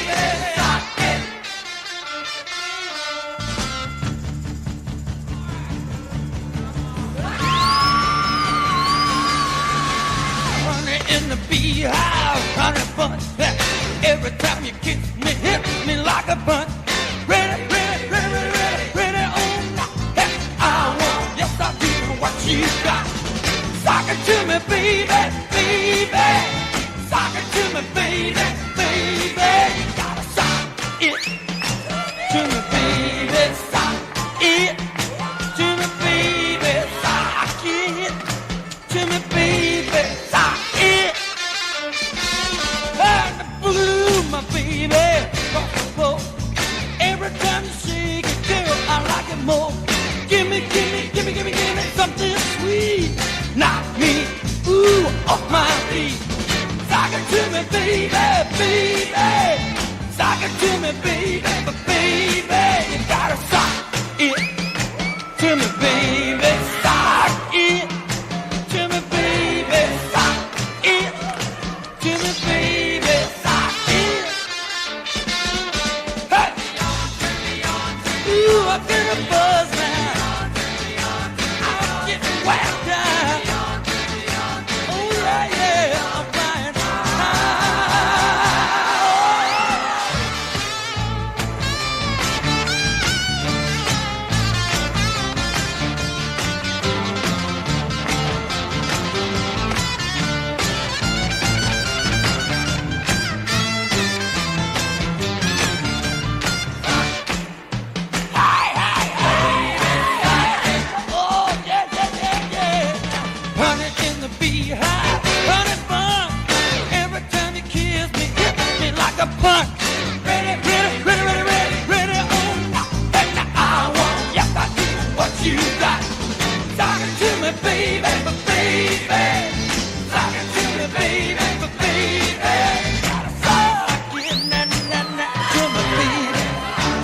Stop it to me, baby. Stop it to me, baby. Stop it.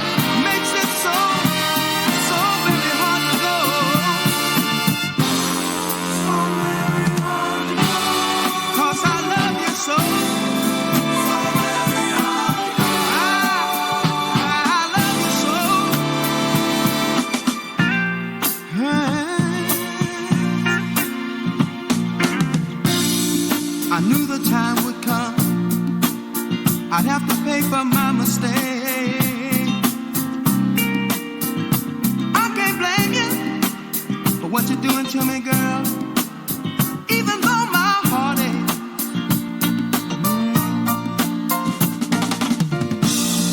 your dreams have all come true, just the way you planned them. So I'll just step aside. I'm gonna step aside and lend a helping hand then. 'Cause I could never make you unhappy. No, I couldn't do that, girl. Only wish I did love you so. Makes it so very hard to go. So very hard to go. 'Cause I love you so. So very hard to go. I love you so.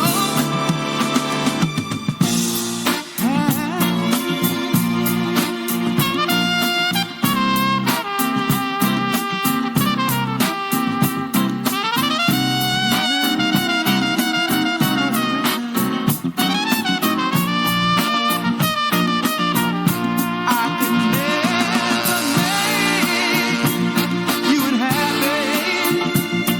No, I couldn't do that, girl. Only wish I did love you so. Makes it so very hard to go. So very hard to go. 'Cause I love you so. So very hard to go. I love you so. So very hard to go. It ain't easy to walk away when a man loves somebody.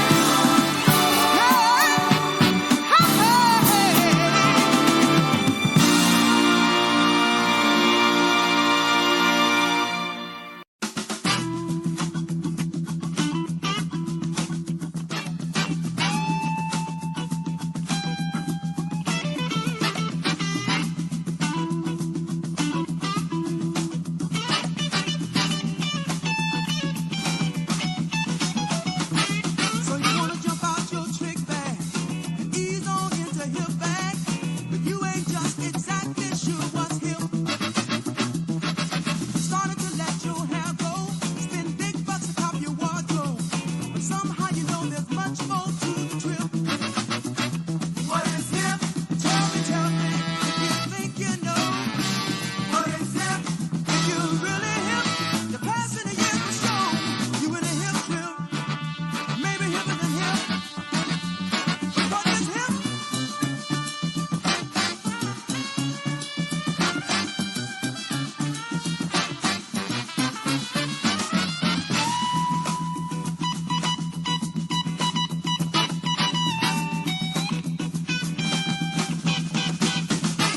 You became a part of the new breed, been smoking only the best weed, hanging out on the so-called hippie set, being seen in all the right places, seen with just the right faces.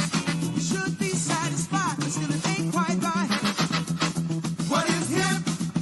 Tell me if you think you know. What is hip? If you're really hip, passing a year for show. You in a hip trip, maybe hipper than hip. What is hip?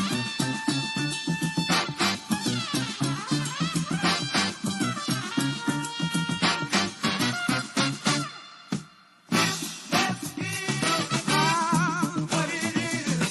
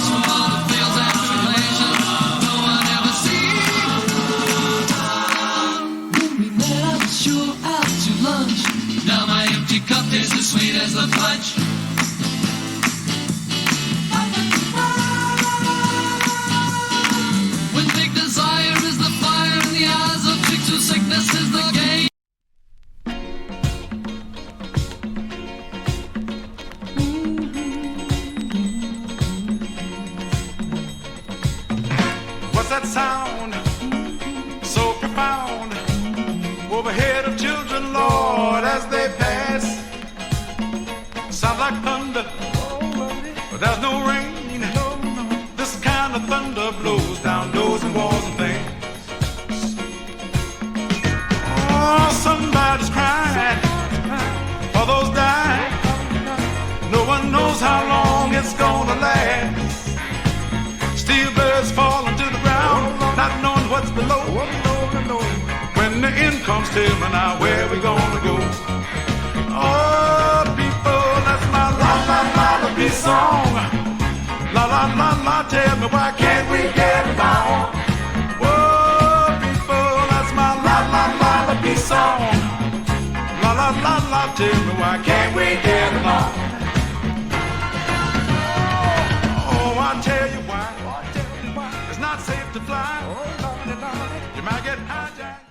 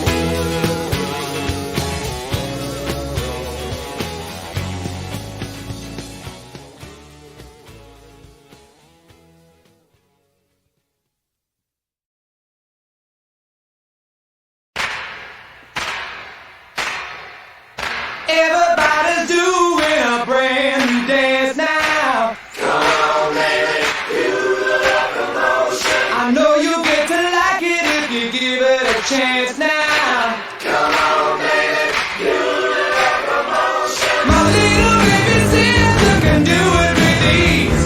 It's easier than learning your ABCs. So come on and do the locomotion with me. You got to swing your hips now. Come on, jump up, jump back. Oh, well, I think you got the knack. Whoa, whoa, now that you can do it, well, let's make a change now. Come on, baby, do the locomotion. I chug a motion like a railroad train now. Come on, baby, do the locomotion. Do it nice and easy now, don't lose control. A little bit of rhythm and a lot of soul. Well, come on and do the locomotion with me.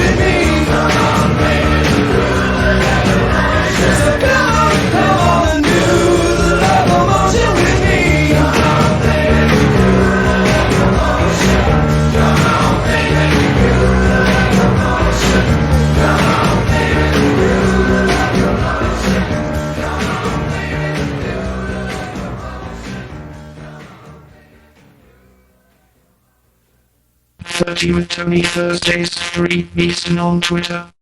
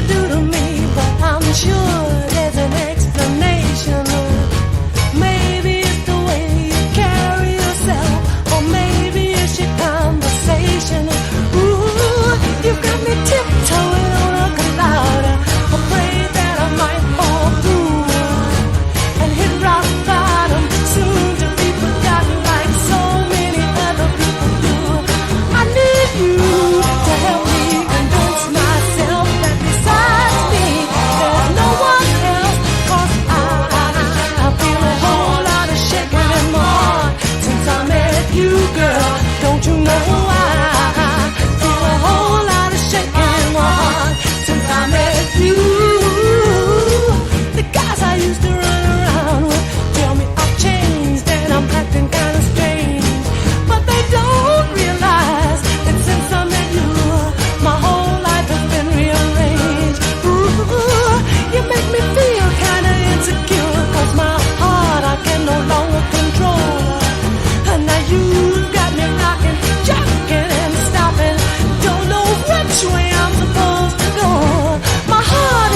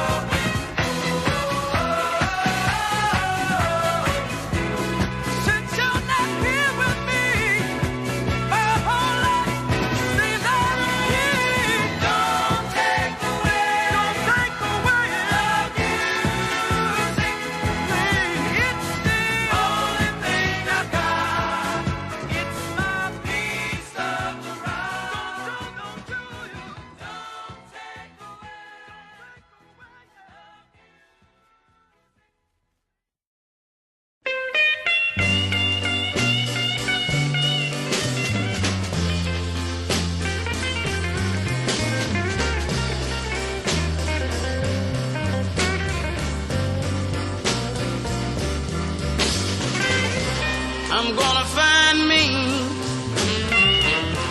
Lord, I've got to find me a part-time love.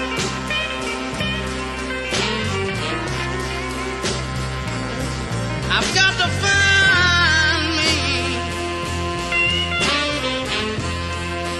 I've got to find me a part-time love.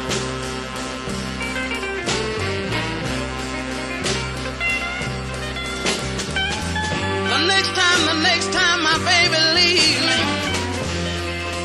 I just got to have me a part-time love. There's one more thing I want to tell you right here. People in the cemetery, they're not all alone. Some turn to dust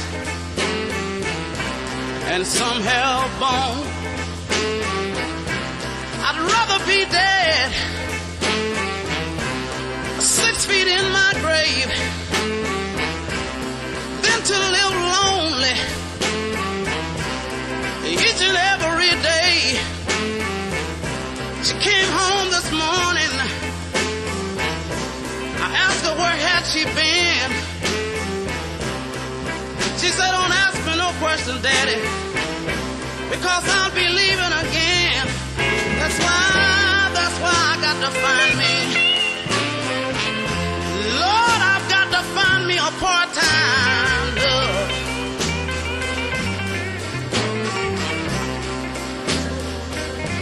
The next time my baby leave me, can't you see I got to have me a part-time love? And one more thing I want to say right here. Every time my baby leaves me, I have to suffer the whole time she's gone.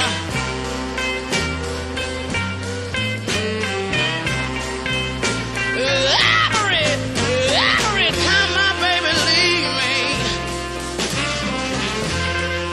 I have to suffer the whole time she's gone.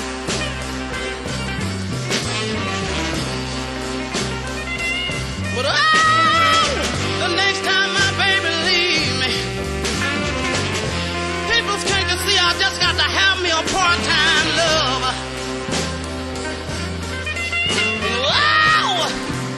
Wow, I'm talking about a love. One gonna stick by me when I get old. I'm talking about the kind of love that's gonna wash my dirty clothes. Wow, I'm talking about love. Yeah. I'm talking about love. I'm talking about a part-time love. Oh, I don't think you all know what I'm talking about. I'm talking about a love, the one that's gonna stick by me. I'm talking about a part-time love.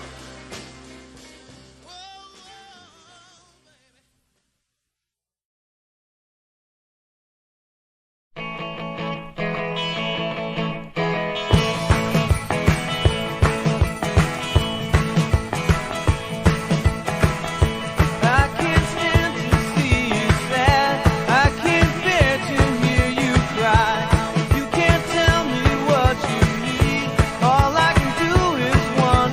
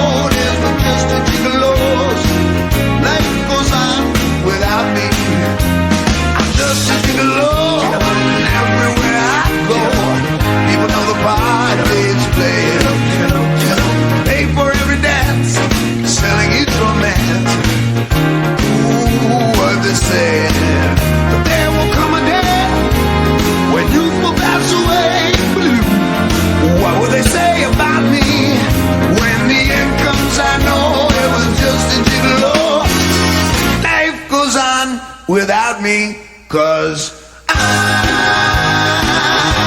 ain't got nobody. Nobody cares for me. Nobody cares for me. I'm so sad and lonely. Sad and lonely, sad and lonely. Want some sweet mama come and take a chance with me, 'cause I ain't so bad. Get it on, baby. And a love song. Oh, lovely time. Keep it on the beat. On the beat. Bop. Bozzy, bozzy, bop. City bop. I ain't got nobody. Nobody cares for me. Nobody. Hey, say. See that song. Wow. See my little love. Hey. Got it, baby. Little song. Little love song. Bop.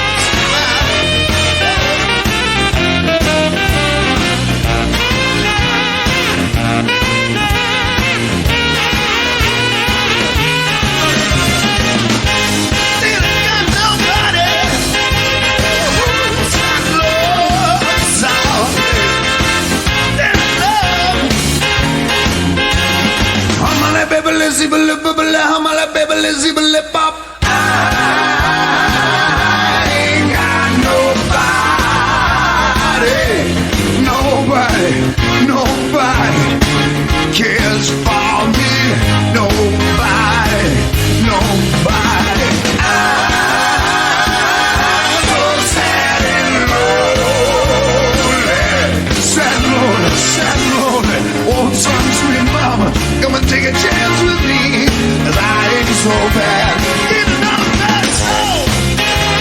Play a love song. All of the time. Keep it on the beat. Johnny on the beat. Get a love soul. Darling, mama, baby, city. God, nobody. I love. Say now. Nobody.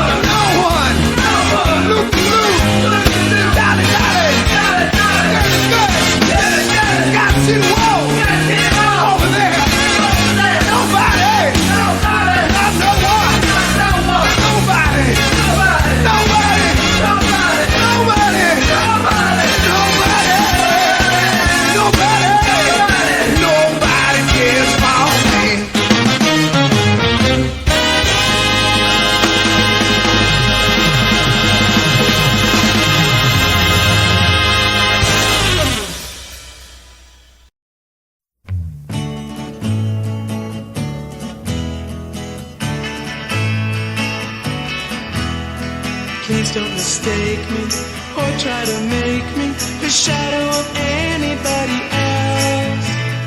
I ain't the him or her you think I am. I'm just trying hard to be myself. How society's goal is to be part of the whole. It may sound good to you, not to me. Let me be, to think like I want to. Let me be, that's all I ask of you. I am what I am, and that's all I ever can be.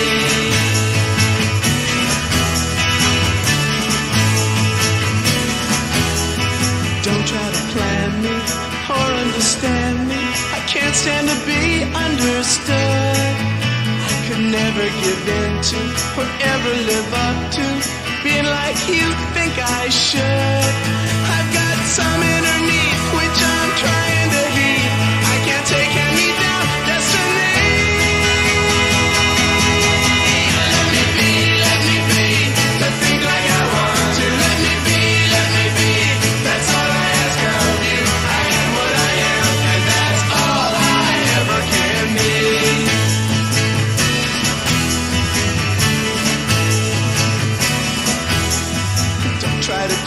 me or rearrange me to satisfy the selfishness in you. I'm not a piece of clay to mold to your moves each day, and I'm not a pawn to be told how to move. I'm sorry I'm not the fool you thought would play by your rules, but to each his own philosophy. Let me be, to think like I want to. Let me be, that's all I ask of you. I am what I am, and that's all I ever can be. I said that's all I ever can be. I said that's all I ever can be. I said that's all I ever can be.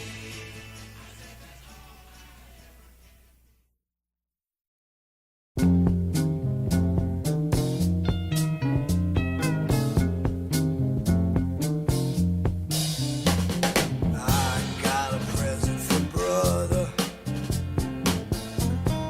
Choo-choo train. And I'm just dying to see my dear old mother. Choo-choo train. So don't slow down till you see my hometown. Choo-choo train. Choo-choo train. I know you're not a jet aeroplane, but you see my baby's waiting at the station, so give me just a little more acceleration. Choo-choo train, yeah.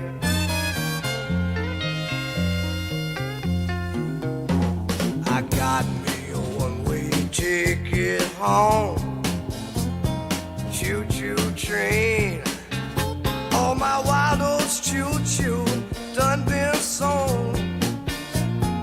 Choo-choo train. So don't slow down till you see my hometown. Choo-choo train. Choo-choo train.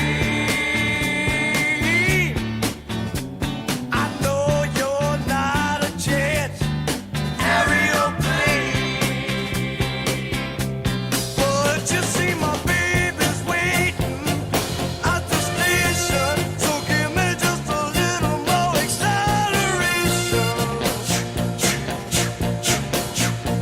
Choo-choo train, yeah. Choo-choo train. A choo-choo train. Can't you see the poor boy going insane? Yeah. Choo-choo train. Choo-choo train. I gotta see my baby one more again. Choo-choo train, yeah.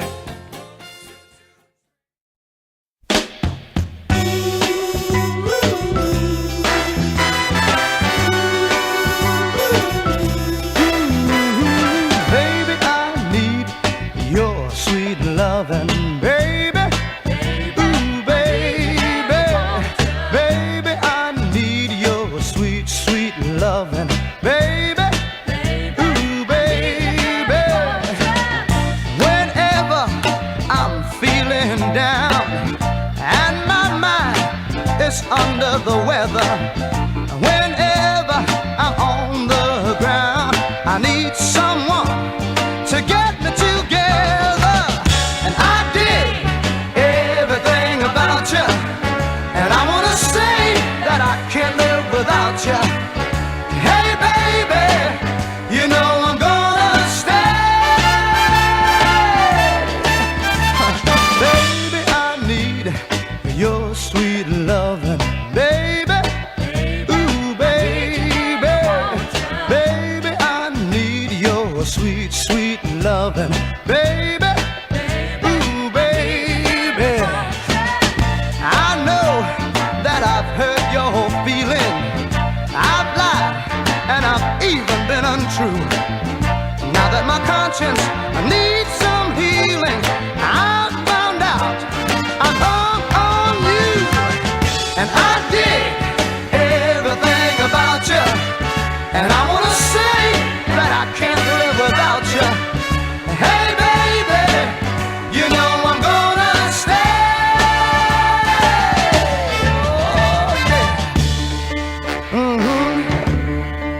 You know, you walk so nice and you talk so nice, and you're just too much for me. And that's why I've got to tell you that I dig everything about you. Baby, baby, the way you walk, the way you talk, the way you move, oh, it's really a groove. You know, I just can't get tired just looking at you, baby. Come on now, take a walk with me.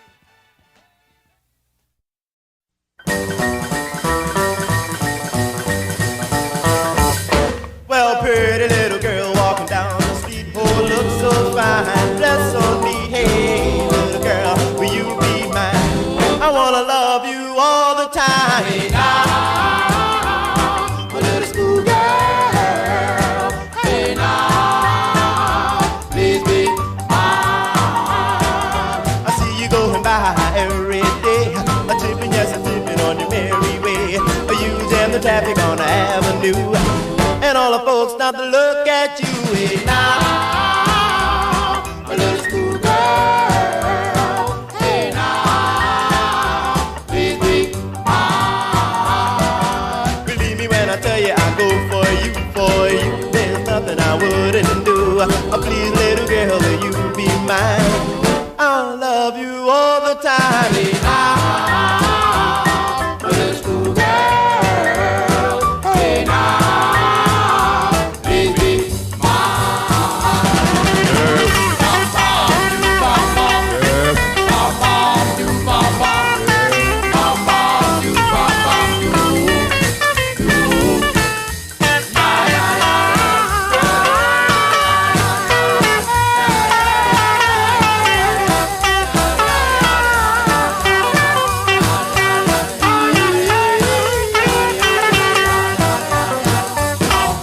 pretty little girl walking down the street. Well, look so fine, dress so neat. Oh, little girl, will you be mine? I wanna love you all the time. Hey, now, my little schoolgirl.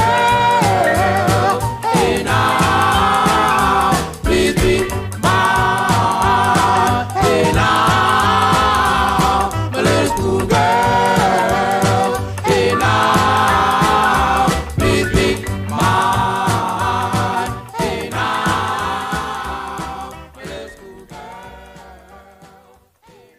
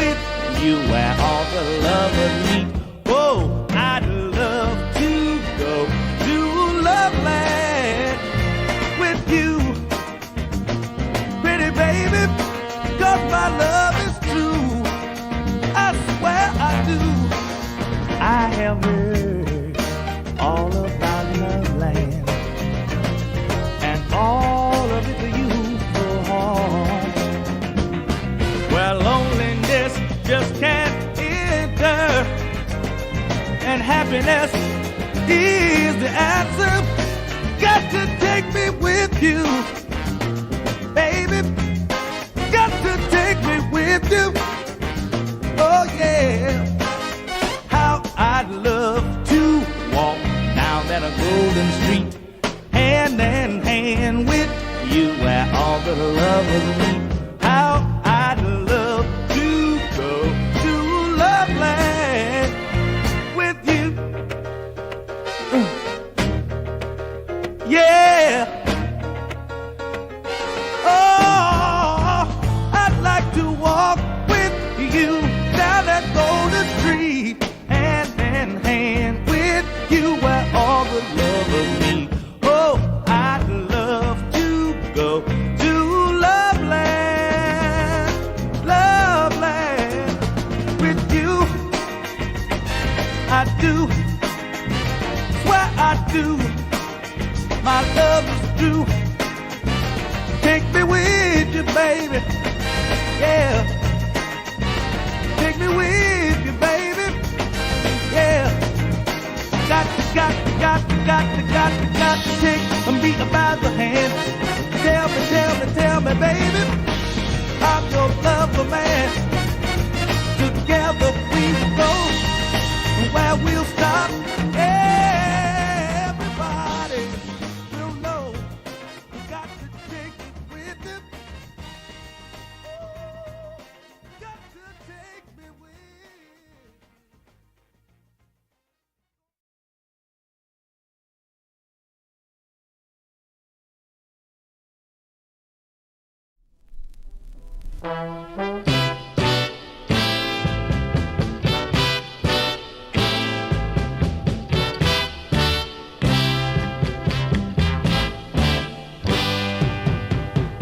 When this crazy world has got me going, when I'm feeling hung up and strung up tight, when I just feel like crying, 'cause nothing's satisfying,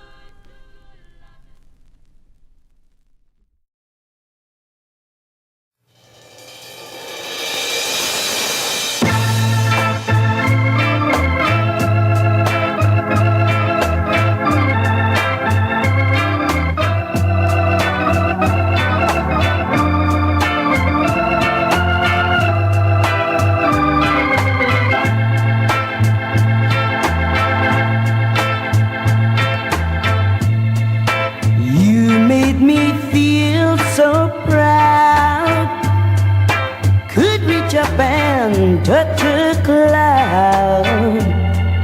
You've done most everything, but you haven't seen my love. Unreal as it may seem, you inspire my every dream. You've done most everything, but you haven't seen my love. Help wanted someone, please come and end this misery. You've done most everything, but you haven't seen my love. No, no, no, no.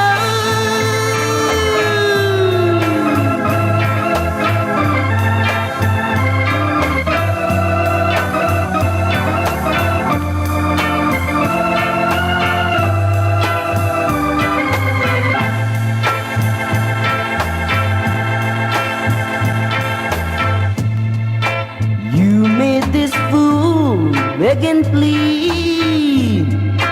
You cast your spell on me. You've done most everything, but you haven't seen my love.